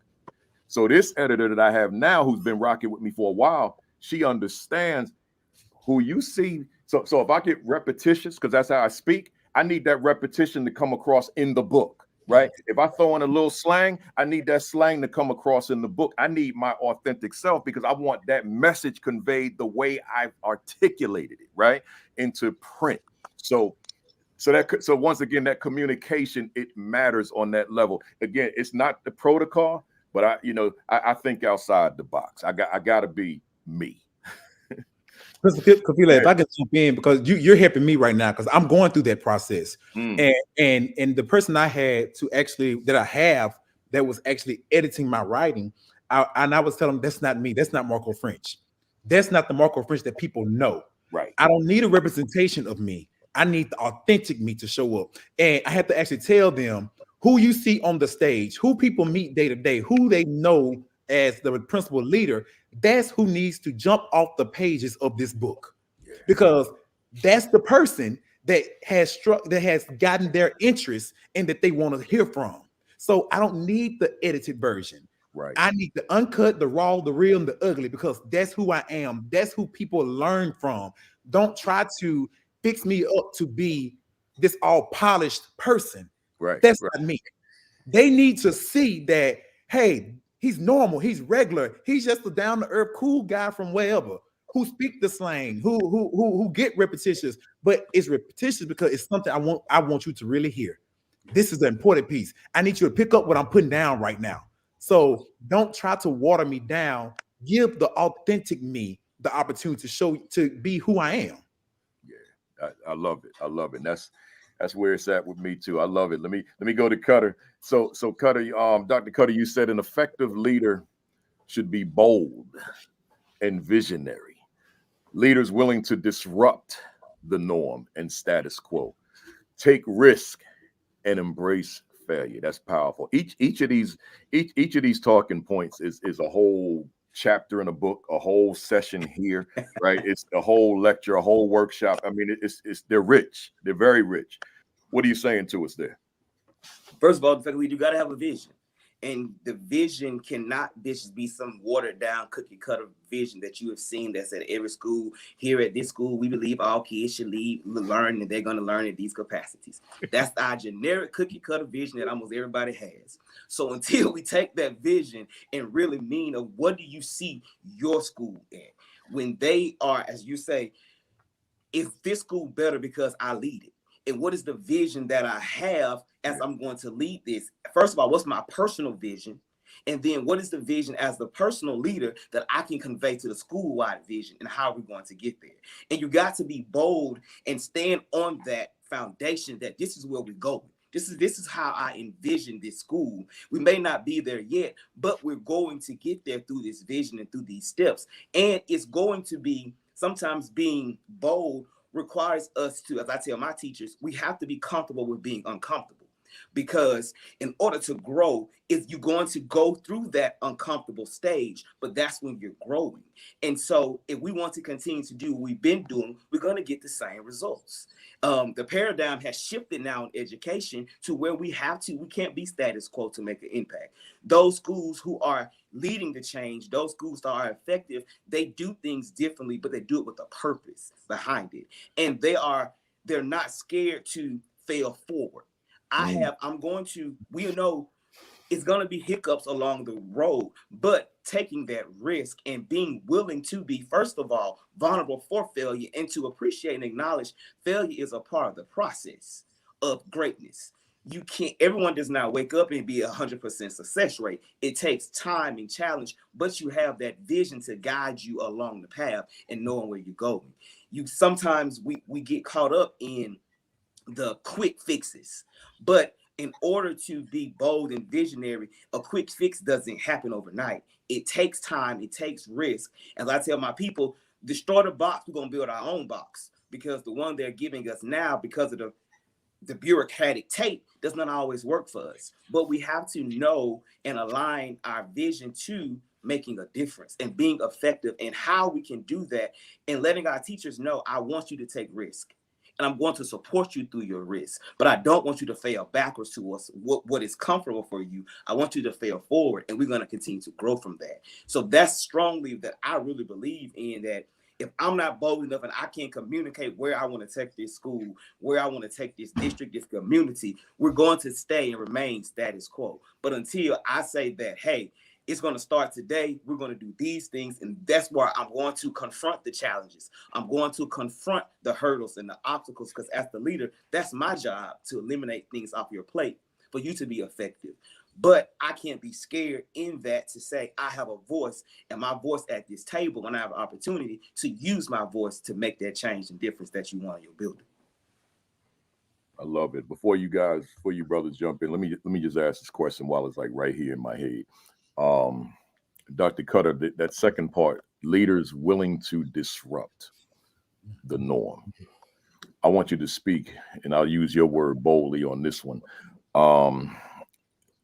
It's almost cliche that we'll say, because this word disruptor has become jargon in the education space. I'm a disruptor. I want to be a disruptor, that type of thing. So, but the reality is, there are people who, once they're in these positions, they're not going to be disruptors, because now they're dependent upon this new salary, right, that they didn't have as a teacher. So now my salary is doubled, maybe tripled, depending on where I am. And do I come in here as a disruptor and risk losing this salary, this lifestyle that I have now, right? So I want you to talk to us from your vantage point about this whole idea of being a disruptor. At what point must I pump the brakes on disrupting a status quo that is counterproductive for young people? I think as a leader, first, before you disrupt the norm, you got to identify what the norms are. And you have to take time to see what instant change, or what can I change first. and without making much disruption throughout the overall organization. And disrupting the norm, like Marco said earlier, it starts with communication. It starts with, okay, I'm a principal and I know I have somebody higher than me. So let me see exactly and have that conversation with my superintendent or my executive director or whomever it is to sit down at the table and say, hey, this is what I'm willing to do. And my why behind it, because I'm going to show you I'm putting student first and student centered. And then through that conversation, through ongoing collaboration, I have to stay and understand, of course, I have boundaries. I still have responsibilities, obligations that I have to meet, but I have to know the correct approach in disrupting the norm. Coming in day one and saying, oh, we're going to tear all this up and we're going to do it my way. Yeah, you're going to be at home doing it your way. But understanding, first of all, the organization, understanding the politics of, well, why are we doing these things this way, first of all? And then getting that understanding of, okay, well, this is why we're doing it. How about we try it this way first? Go to those powers that be and say, hey, I want to pilot this new program. Or I want to, this is what I saw this conference. Oh, I saw this high effective school in Louisiana doing this. This is what I want to do now. And you allow them to be a part of the process through you disrupting the norm. But when you want to be the renegade and just, I'm going to do it my way or no way, you're going to be renegading at home or not in that position anymore. So you have to go about it through a process and through procedures of, I identify the end goal is I want this new curriculum, or this end goal, I want this program. But I have to step by step and incremental change to implement this new program and also disrupting the norm. We can't just go in with a wrecking ball and destroy everything, because first of all, you have people who are in every capacity. Some of them are scared of change. Some of them don't understand change. Some of them are comfortable where they are. But until you put those steps and incremental baby steps and having those conversations, and as Johnny said, that network to come along with you, and we're moving collectively, that is how we're getting where we want to go through disrupting that norm. I absolutely love what you just said, how you responded to that question. There was a method to my madness.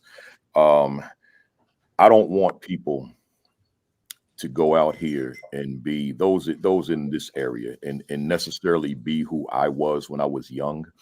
I wasn't trying to be strategic, and I could sum up everything you just said with that word strategic, being strategic. I wasn't even trying to be strategic back in those days. My wife is right in the next room, and she knows that. I was the wrecking ball, right? And I paid prices for that. There are people on this thread that know that, right? I paid prices for that, and I had to grow into moving differently. I don't have regrets about younger Principal Kafele. That's who he was in that time. But I'm saying to us, just to echo what you said, not to add to it, that we have to be strategic. And one of the ways that I was in fact strategic was that I made sure that I had a community that surrounded me, right? So I didn't have enemies out in the community. So if I'm doing things to create enemies within the district, I got a larger community out there. It's like, you ain't messing with him, right? I had that. So folks who are something like Kafele and I see one of my former teachers, she just put on here, yep. Right. So yeah, she was at my termination hearing. Yeah, she'll be on in I think it's in March she's gonna be on. No, it's February. So, but yeah, so I'm saying to somebody out there, if you're gonna be that person, you make sure you got an army around you. Because if you don't have that, you just operating in isolation because you read some book, you listen to a Malcolm speech and now you ready to be the revolutionary, but you don't have the people around you. It's not gonna work for you, right? So make sure you're doing it right. Anybody want to jump in here? No, I totally agree with you. And just to add on about that community, I remember when I became principal, and that was the fight. They fought the fight for me before I even stepped into the seat. So having that community is so important. But going back to your initial question, I believe in the 5 whys.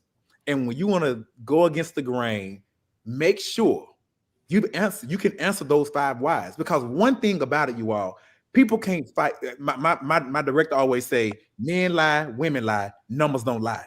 make sure that you have the data behind you to back you up on whatever you're doing. So if I say I want to go in and change this, why are you changing? Because such. Why are you doing it? Just think through that process yourself before it even gets to someone else. And then when you come out to it, you're just making sure that your disruption has a reason and a purpose behind it. And from that, stand on business and go forth with it. And we can do a lot of things in the background. So whenever it comes up, so why are you doing this? Because y'all, they can't argue with results. When the things are working, they cannot argue with that. Now you're gonna have some who gonna push back at what we've been doing it like this all along. But look what we've been standing all along. We're stagnant. We're in the same place. So why not try something different? And I think as younger principals become more and more engulfed in this field, we are going against the status quo. We are those disruptors, and we're able to learn from people like you, Principal Kafele, what to do and how to move and how not to move and when to pump those brakes, because it's important. At the end of the day, everything stands and falls on our shoulders. That's right. When we're doing good, they're gonna be there to celebrate us. Yep. But the minute something don't work, they're ready to kick us out the door. Yep. Ready to boo us. That's it. We get the praise and then we get the boo. Right. Let's move on. Let me clear that one off first. Mm-hmm. Where we at? There we go. Now let's go here. Let's go. Here we go. This is Dr. Marshall. Effective leaders empower their team and cultivate skills to build capacity within schools. I want to read that again. Effective leaders empower. That's my word. That's one of my Mount Rushmore. Effective leaders empower their team and cultivate skills to build capacity within their schools. What are you saying, Doc? Before we can empower and cultivate, we got to have a positive, authentic relationship with those individuals that we're serving. And so it's important as effective leaders that we do know who is on our team and who is in our building and know their unique skills and their aspirations and their gifts and their talents. And when we can do that and we know where they want to go, we have to provide opportunities for them to grow in that capacity, to all of us to move forward with our vision and mission. That empowerment piece is so critical. And if we're not empowering, if we're not speaking to our people and knowing what they want to do and giving them that feedback, whether it is grows or glows, we're not doing our job. If I know that I have a teacher who aspires to become an assistant principal or who wants to become a principal one day, then I need to make sure that I'm pulling that teacher to be a part of some committees that will give them that experience to grow. If I know that I have a student who aspires to do something, we can't forget the kids, because the kids, they are very well important, and that they can do a lot of the things in our buildings that will help us grow as a school. And so that empowerment piece is so critical, and cultivating that skill set will make our jobs easier, but at the same rate, it's going to allow us to have more positive student outcome. I'll say this personally, the principal that hired me, she knew that I had aspirations to become a principal one day. And so she would pull me along with different things that happened in the building just so that I could get that experience. And the assistant principal at the time, she knew I wanted to be an assistant principal, and she did the same thing. And so, they were setting me up for success. And when it came time for me to transition from teacher to assistant principal, I had already been privy to some of the things that had happened, how things work in the building, and it made that transition a whole lot easier for me. Same thing for moving from assistant principal to principal. My principal, we did everything together. We split discipline. She did females, I did males. We did observations together. We split that. Finances, we collaborated on that. Everything in the building we collaborated on so that I knew what to expect when it was time for me to move into that role. And I think it's just important that we know the people that we serve and we give them opportunities to grow. One of the things at my new school is I really want us to ramp up our PBIS initiative. And so, you know, I spoke with the assistant principal who was over, and I said, who might else can we pull on this team to help us grow that program? And there's one particular teacher who's passionate about PBIS. And I said, there's your coach. Let him be the coach of the team. And so now we're moving forward with doing some things to reward not only our students, but our teachers as well. And so that's just critical, because when people are operating in their gifts and their talents, and we're maximizing those in our spaces, we're making our learning community a better place. And that is just critical. Love it. Love it. Anybody want to jump in? I just want to add, don't forget, effectively, you got to empower yourself through networking with other leaders. That's key, because, you know, we pour out so much, but we got to make sure we're pouring in, allowing others to pour into ourselves, because as we've said before, it is a lonely journey at the top. But if we don't allow us to be around other leaders to help empower ourselves and our tools, we start to lack the capacity to, and burning out, to really make that change and be effective in our building. And I mentioned something else too. When you have those conversations with those individual teachers and those staff members, I think it's very important for us too to follow up and say, hey, if I know you want to go back and get your master's degree, now I'm going to hold you accountable, right, Mr. French? And so it's important that once we hear their vision and their aspirations for themselves, that we continue to empower them, and we give them opportunities. It may be a professional learning experience. Hey, let's make sure that they get what they need so that they can continue to grow. Good stuff. I love it. I love it. I'm gonna go to French on this one. Where we at here? Give me a second here. Here we go. Marco French said, vision and strategic planning. A successful school leader develops a compelling vision for the school's future and implements strategic plans to achieve educational goals. Floor is yours. All right, so I think Dr. Carter may have started out talking about this earlier when we started this session with the vision. We as leaders, we come to the table with our vision. I know what my vision is for me, my career path, school, but at the same time, that's not going to be the vision that moves the school. So what I found to be a very, very helpful component is have a conversation with students, cafeteria workers, custodians, teachers, all those support staff, paraprofessionals. Have a conversation with them. What is your vision for this school? What is your vision for your duties in this position, or for the students here? And when we all can come together and collectively form that vision, I promise you that vision is going to be a vision that's going to move not only us developing and growing teachers and leaders in the building and the students, but to move our entire school. So it's important that we have that vision that comes from every level of the school. Okay. When we did out, I remember the custodian said, one of the custodians who I taught, he was like, I want to make sure that the floors are super shiny and school smell good every day, Mr. French. Wow.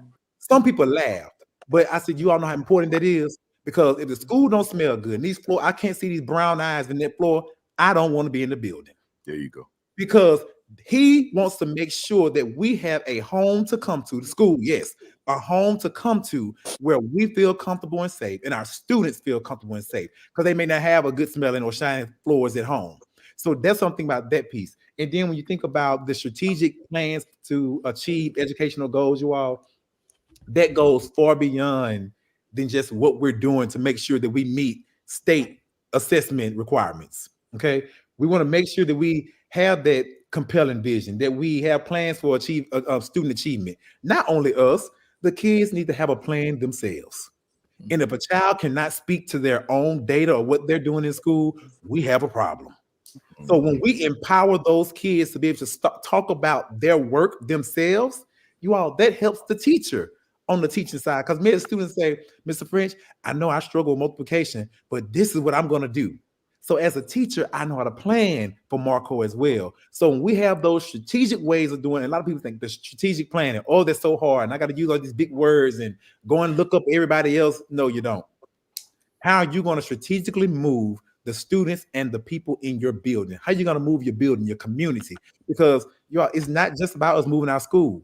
Schools change communities. That I've learned for a fact. When the school change and improve, the community change and improve. So we have to look at it big picture when we think about vision and strategic planning. I love it. I love it. Anybody want to jump in on that one? If not, you go ahead.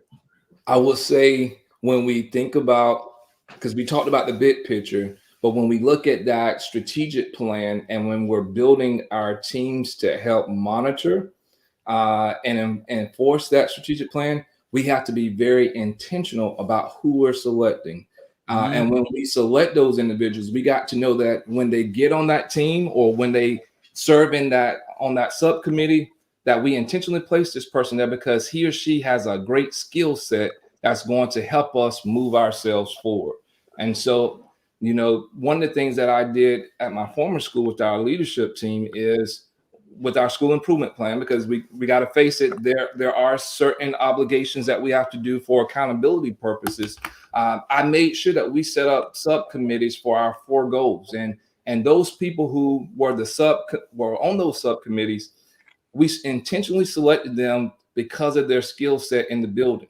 And now those individuals are pushing and driving that initiative and cascading that information out. And when we come together to meet, they're bringing that data to share at the table. So once again, you are delegating responsibilities, but you're also building capacity as well. And so I think that's very important, that everything we do has to be strategic and intentional, because when we take the time to do the work up front, it's going to pay dividends on the back end. Love it. Love it. To the fam out there, I got one more round of questioning. I actually have more than one, but I see what time it is, and I know that we're going to probably go right to 2 o'clock. So, but before I do, I'm not ending, so don't leave us.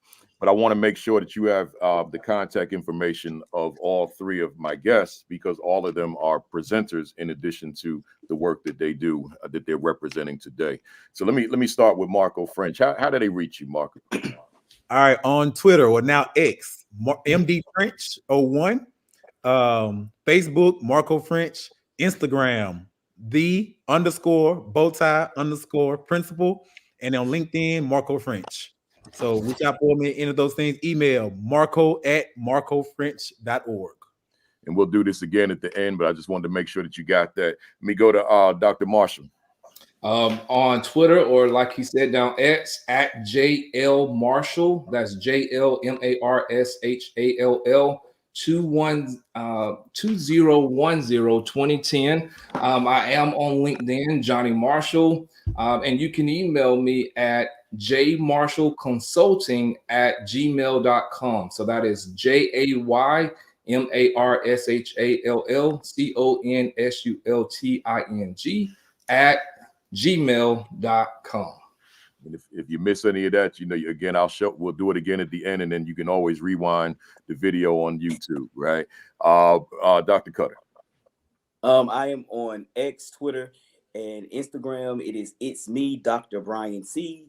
ITSMEDRBRYANC. On Facebook and LinkedIn, it is Brian Cutter, BRYANCUTTER. I can be accessed by email, bcutter87@gmail.com. And Principal French, when you think that book's going to be coming out? I'm looking for, so the book is part of my dissertation. So I'm going to say around 25, it should be 100% complete. Okay. Sounds good. Sounds good. We got one more round. Let me jump into it. I got Dr. Cutter. An effective leader should be dedicated to lifelong learning and growth. I believe that with every fiber of my being. They should be readers and knowledgeable of best practices and trends that have the most impact. What are you sharing with us there? I really believe that an effective leader should be an instructional leader.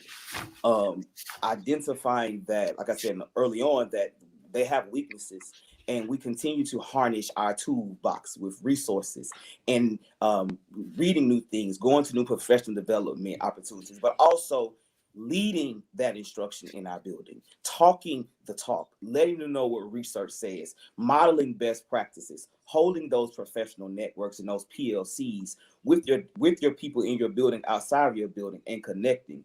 Because if you only stay in your own world, you're going to miss the bigger picture. It's new trends, and we are always wanting to see what's best for our kids. In order to grow, in order to lead that, you have to be dedicated to lifelong learning and growth within yourself. I told my faculty that, you have two apples, a red apple and a green apple. When a red apple falls from that tree, it is good and ripe. It no longer needs the nutrients from the roots from that branch and tree to hold them up. But when you're that green apple, sometimes you are still growing. It hasn't got the color. It hasn't bloomed. It hasn't gotten ripe and fresh. And in educators, we should always be that green apple that is always holding on to that tree for nutrients, looking at the roots and the foundation to where I have to continue to grow. I'm not there yet. And when you think you have arrived, that's a problem, because we should strive for learning. We should strive and develop that passion for ourselves, but also emulate that with our faculty, our students, our communities, of that, hey, I am not a manager in this building. I'm not a principal, but I'm an instructional leader. I'm going to lead instruction. I'm going to help drive instruction through the data. I'm going to hold meetings. I'm not going to just rely on my academic specialists or my reading coaches and math coaches to be the ones that talk instruction. I'm in the trenches with them. I'm learning at the table too. So when they're having reading coaching cycles, or math coaches or academic curriculum specialists, I'm sitting there too, learning beside them, to know that this is a PD, but I want to grow with you and we're going to grow together. And I think that's very key of where we have to be to continue on the cutting edge of education.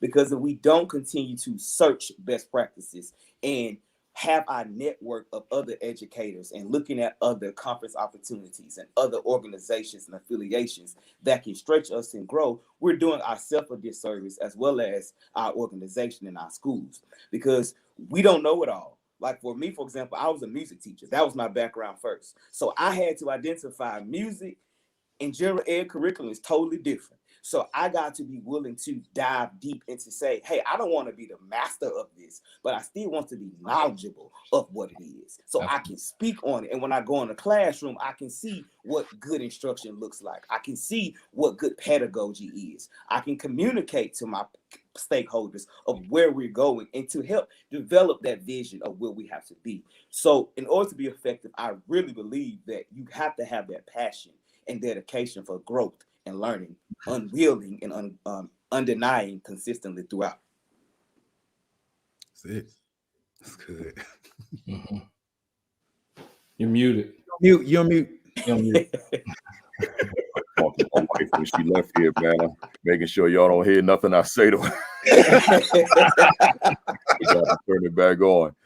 But, I don't leave home without something. And this is a book I'm reading by Dr. Malefi Asante called Revolutionary Pedagogy, the second edition.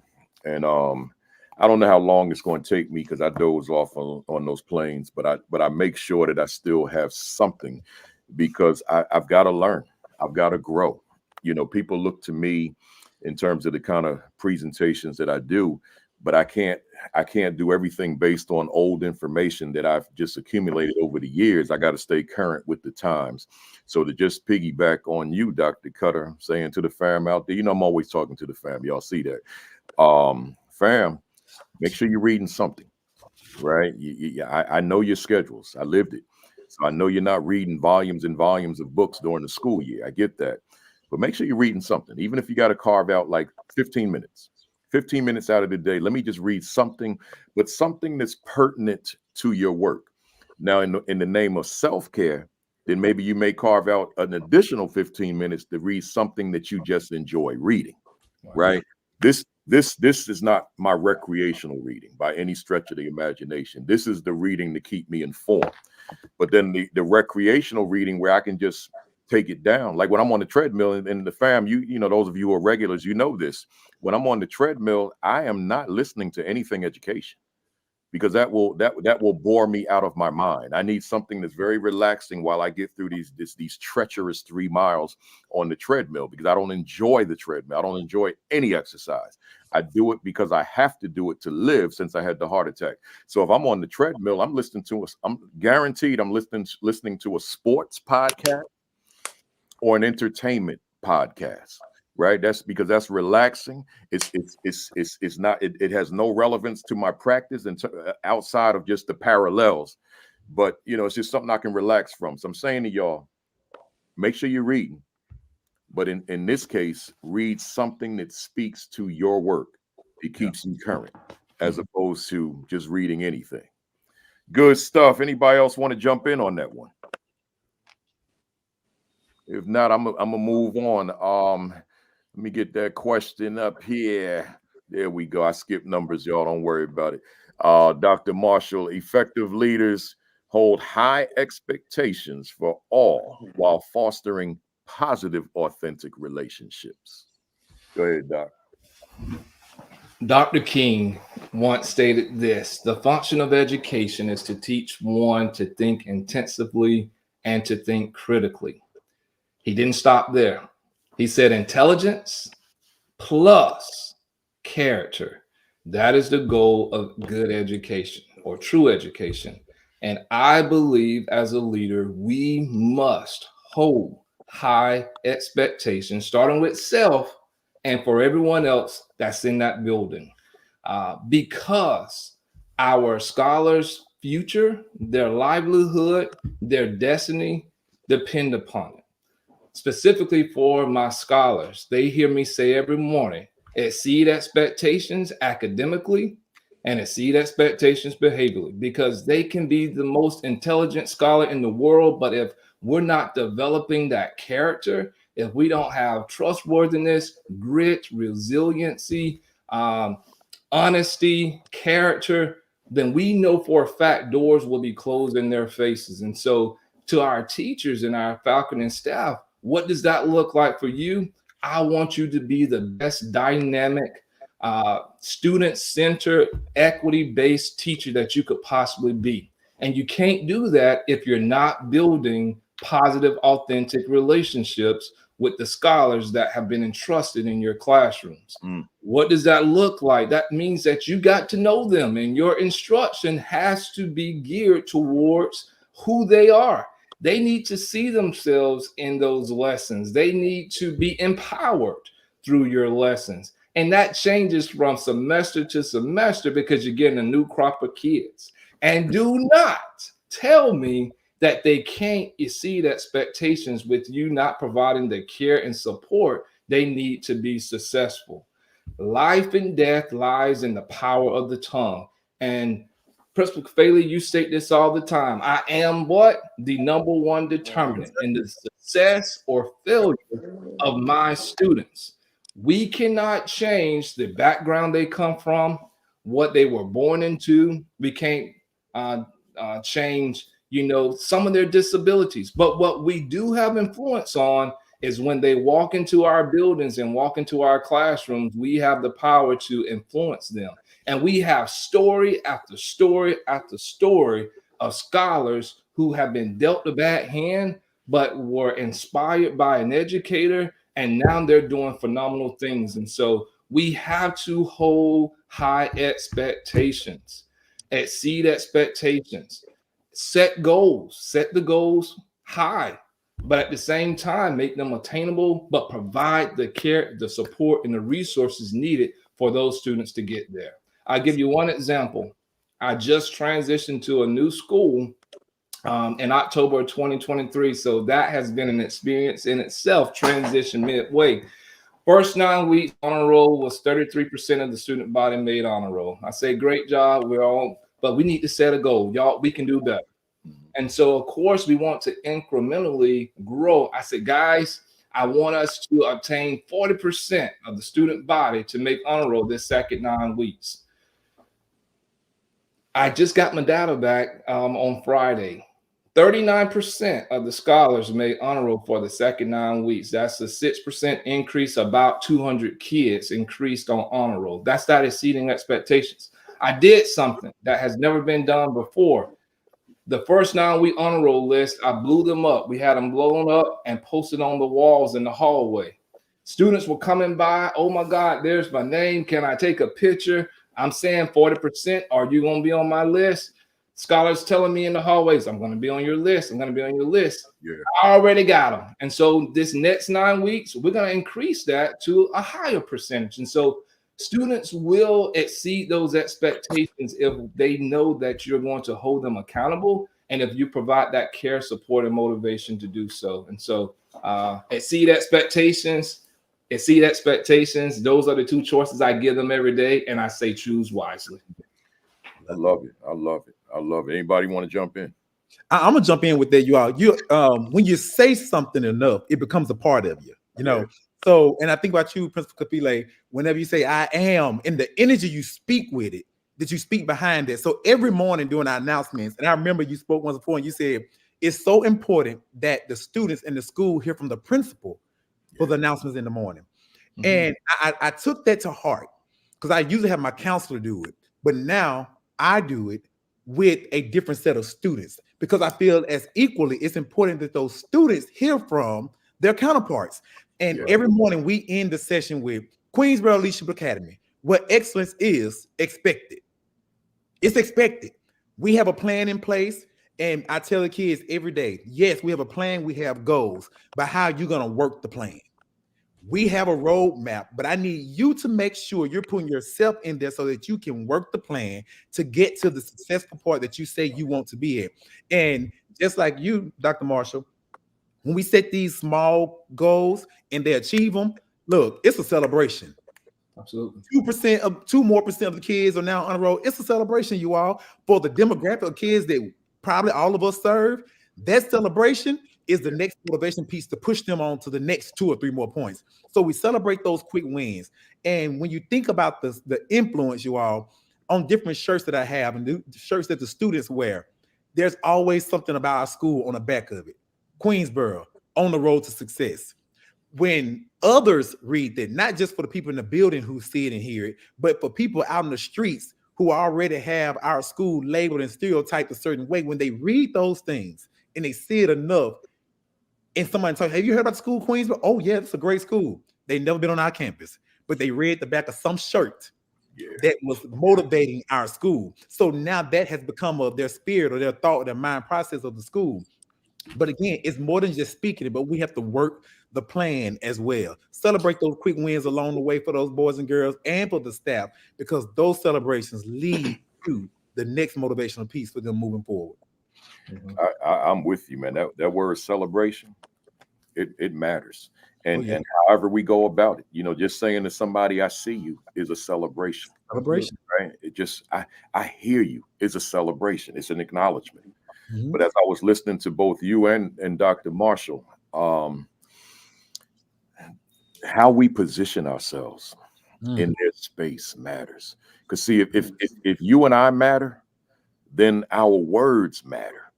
Our expectations matter. Yes. But if we don't matter, then so what you have expectations of me being on the honor roll? So what you want me to do this and that? But if I matter to you, if there's something about my presence, my leadership that you have embraced, now, it's coming from the right person. And that's why for the teacher in the classroom, it's so important that not only are you good with your content, but that you matter, that you teach children first and content secondarily. And therefore the implication is that you matter in that classroom. But if you don't matter, then that youngster may miss out on a golden opportunity that could have lifelong implications. And I'm going to say this one other piece to that, because a lot of folks ask me this privately. But Principal Kafele, I'm white and the students are black. Can I matter? Of course you can, because I have multiple examples of people who are white working in black communities where that white teacher matters, and therefore those students are achieving at high levels.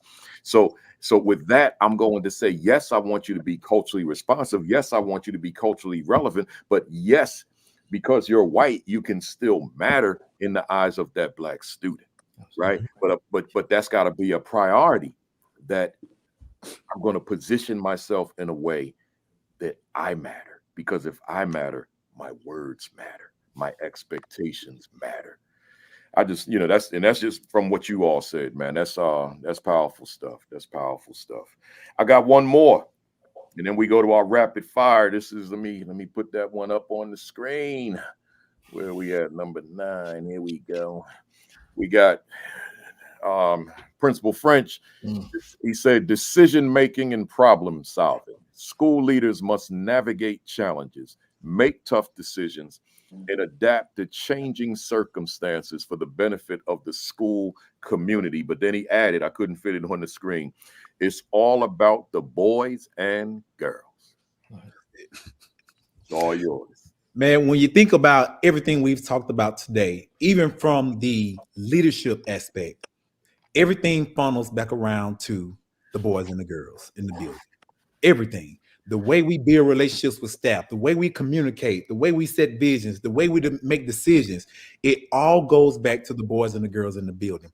But when we think about this particular piece right here, making those info, am I on the right one?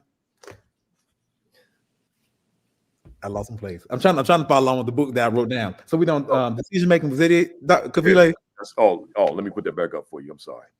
There we go. Yeah. So making sure we navigate the challenges and make those tough choices. As school leaders, you all, I try to always operate in the business of what's best for the school. Not what's best going to make it easy for Marco as a leader. Not what's going to be the best thing that's going to be more acceptable for the district or whoever, but what's best for my teachers and my students. All my decisions, my choices rise and fall on that. Adapt to change in the circumstances to benefit the school. Yeah, we have to be. I think I don't believe in faking it till you make it. I just don't believe in that. I just believe we have to be authentic and be the best chameleon that we could ever be. So being able to pivot on the tip of your toes like a ballerina, I think that's a practice that we all probably have become experts in, because at the end of the day, it rise and fall on us, not the decisions, but what happens in the building. But us being able to adapt to those changes, us being able to make those tough choices. If I know that Sarah is not the best fit for my kids in 5th grade, I'm going to make a way where I can support Sarah out the door. I'm going to support her out the door because I need the best in front of the best that I have, because these children are depending upon us to protect them, to move them, to give them the tools and resources that's needed. As leaders, the teachers are expecting the same thing that the students are expecting of their teachers. That's right. That's right. Anybody else? I just want to add and emphasize the part that we have to make decisions in the best interest of the students, of the scholars that we serve. Sometimes, in administration, and sometimes it can come from the top, that bureaucracy and politics get involved. And so I think as the holders and the leaders of our schools, Milken teaches us to be 10% bolder. We have to stand confidently and boldly on the decisions and the positions that we make, especially when we know that they're going to have a negative impact on our scholars, whether that be a barrier to them. We are the gatekeepers. And I go as far to say as we will be held accountable for the actions that we do as leaders, because these are people's lives. These are people's destinies that have been entrusted to us. And so, we have to navigate those challenges boldly and with confidence and stand firm, and knowing that if it's in the best interest of the child, I'm going to stand here and just know that all things will work themselves out. Absolutely. Absolutely. Anything else on that cut, or are we good? I just think, also when you're making those tough choices, you have to, it's okay to say no or not yet. To give you time to process, because you'll walk down the hallway and people jump at you all ways and you want to give that answer. But sometimes it's best to let me think about that. Because therefore, like you're saying, that one choice has many other consequences that may follow. So being strong and saying it's okay to say, I don't know about that yet. Let me think about it. Or let's meet and discuss this together to see the thought process behind it, and taking that ideas and those decisions and bounce them off someone else. It's okay, because ultimately you have the final decision, but to get many different impacts on how this will affect the overall organization, let me bounce this idea off someone else first and see. I may not realize me saying yes to this will affect the lunch program, or me may affect transportation, or it may affect how we're doing instruction. This program may interrupt instruction right now. So you got to look at it of the bigger picture of, let me think about that. Hold on, not yet. And it's okay in that power of not yet, or the power of saying no, just like it's a power of saying yes. But you have to see that you're confident, like we said, confident in your decisions that you're making, because once it's made, it's hard to come back from it. Yeah. And once you lose that trust, it's hard to regain that trust back from your team that you're serving.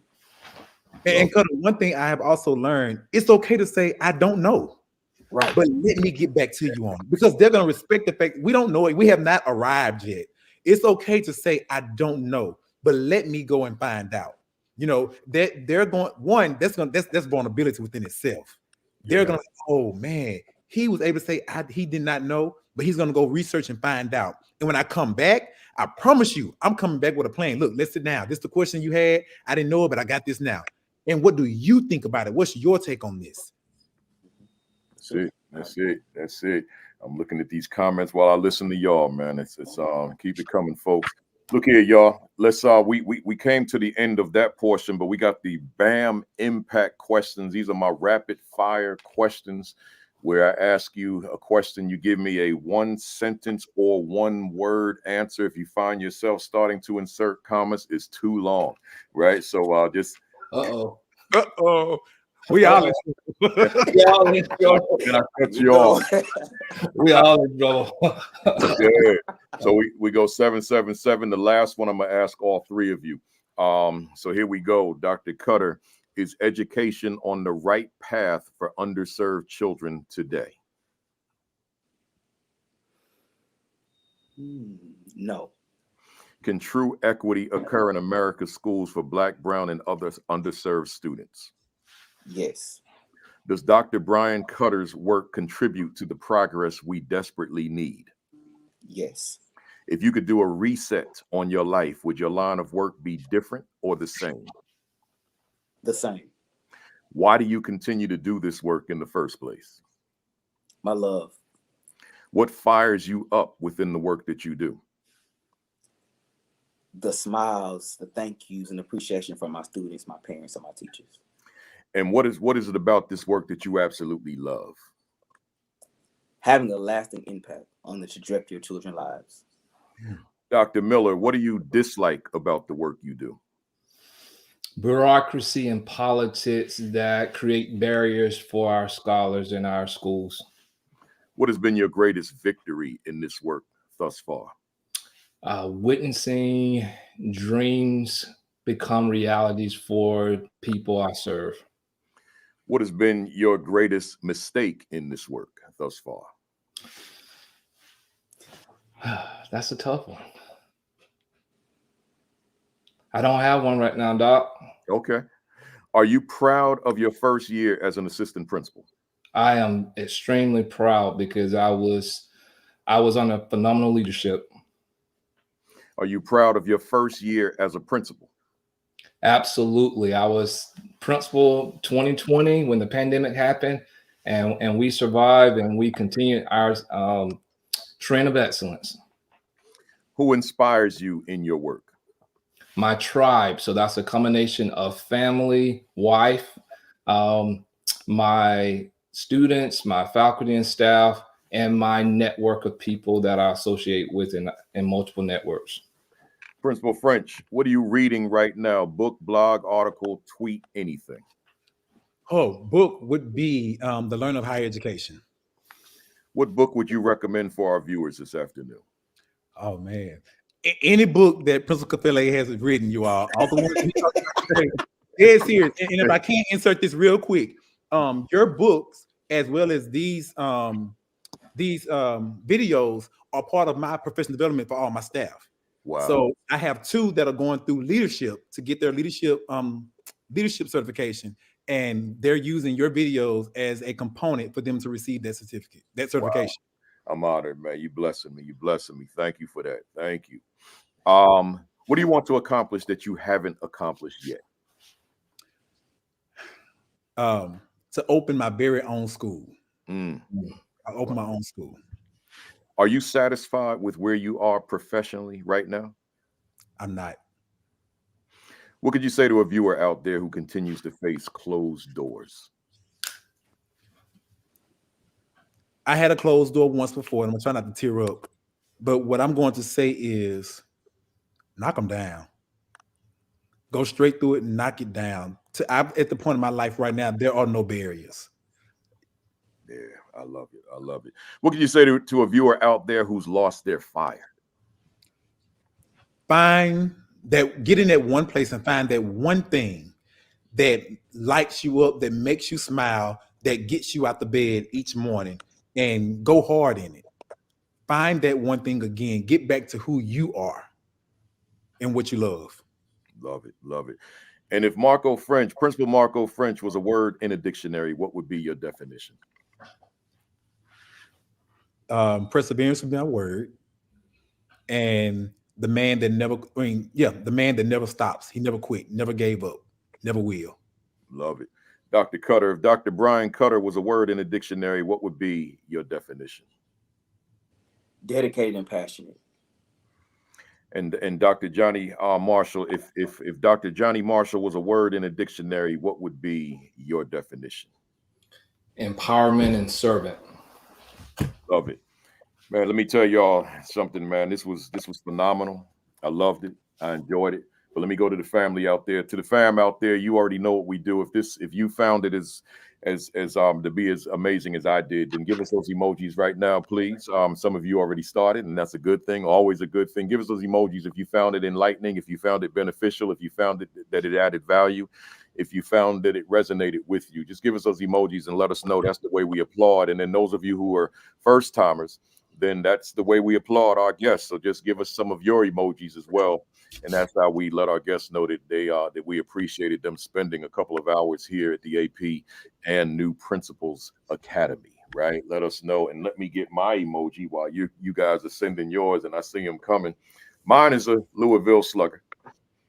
And you all came to bat 4 times each and hit it out the park. Grand slam, bases loaded every time. So a whole lot of runs was scored. And I'm just happy to be here with you and being able to soak up this information. Like I say every week, I'm here as the host, but I'm also here as the student.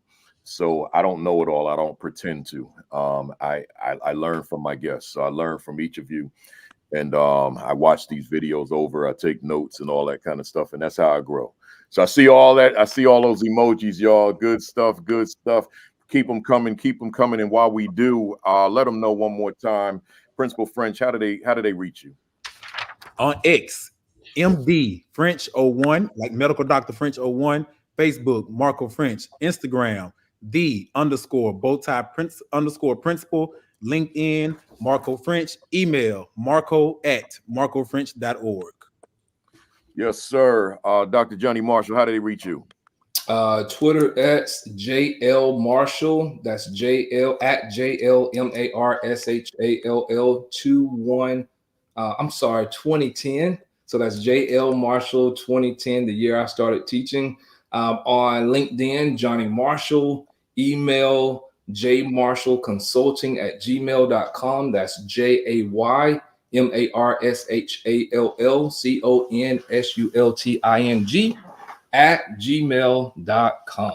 And if you didn't get that, just rewind it on YouTube and you'll have it. Dr. Cutter. On Instagram and Twitter or X, it's me, Dr. Brian C. That's ITSMEBRYANC. On Facebook and LinkedIn is Brian Cutter, BRYANCUTTER.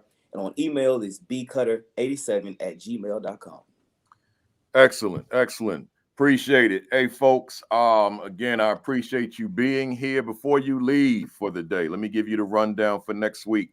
Next Saturday is the final Milken session for the month. I did 4. Well, it will be 4. So I have the senior vice president of the Milken Educator Awards, Dr. Jane Foley. She's going to be with us. Many of us who received Milken Awards, she was the one that announced it, right? Mine happened to be Lowell Milken, but it was Jane Foley. She'll be here along with Dr. Tanya Breland, who's from here in Jersey, and Dr. Kim Marino, who's also here in Jersey. So I'm looking forward to yet another powerful conversation. Every Saturday morning, Facebook Live, beginning at 10 o'clock, Sean Hurt. 10:30, Create and Educate with Dr. Sheikah Houston and Dr. Tammy Taylor. And then on Sunday, Unlock the Middle with Josh Tovar, that's MPA Jaguar, and Dean Packard. I showed you, I'm going to do it one more time, y'all. Let me just show you these leadership books. The Aspiring Principal 50, just go to Amazon and get your copy. The Assistant Principal 50. The Assistant Principal Identity. Is my school a better school because I lead it? The Principal 50. And then I threw this bonus in here, the Equity and Social Justice Education 50. So you can get them on Amazon. As a matter of fact, let me just use the time real quick. Motivating Black males to achieve in school and in life. I haven't shown these in a while. Closing the Attitude Gap and the Teacher 50. That's all my ASCD books. You can go to Amazon and get them all. And keep me in that top 100. That means folks are reading them. But other than that, I should have an essay up tomorrow morning on Facebook at the AP and New Principals Academy Facebook page. So make sure you like and follow that page in addition to subscribing to the AP and New Principals Academy YouTube channel. For those that tuned in late, don't forget the School Leadership Institute with Principal Kafele is in Houston this year. Usually we're in Charlotte, but we're in Houston this year, July 9 and 10. 2 full days, 9 to 4. We talking leadership. I'm also working in my head. I haven't put it on paper yet, but I want to bring the Fantastic Four together. Myself, Sean Hurt, Sheikah Houston, Tammy Taylor with Create and Educate, and Josh Tovar and Dean Packard. I want to put something together where all of us come together and you all fly out to us at some city somewhere in America. I just haven't put it together yet, but we will. But in the meantime, come join me in Houston, July 9 and 10. I know it's early, but we want to start getting people registered now. Go to principalkafele.com and scroll down to where it says Principal Kafele announcements, and you'll see the link right there. Click that link, register, and I'll see you in July 9 and 10. And then lastly, your diet.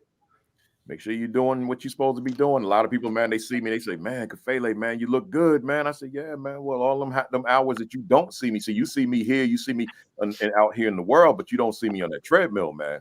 And that's just not an enjoyable time for me. But I make the most of it because I want to live. You know, I had the heart attack, so I got to do this in order to live. So make sure your diet is good. Make sure you're getting the exercise in. And make sure you're taking precautions against, I don't have to say just COVID anymore, just whatever these diseases and viruses are that are out here. Just take the precautions because we want to make sure that you are healthy in order for you to lead the adults and the children that you lead. Other than that, have a great week. And y'all stay on for me. Have a great week. Have an extraordinary week. Have your best week yet. Peace. Peace. Thumbs up. Cock that fist all the way back. Count to 3. 1, 2, 3. Bam! We see y'all next Saturday, man, for another big one.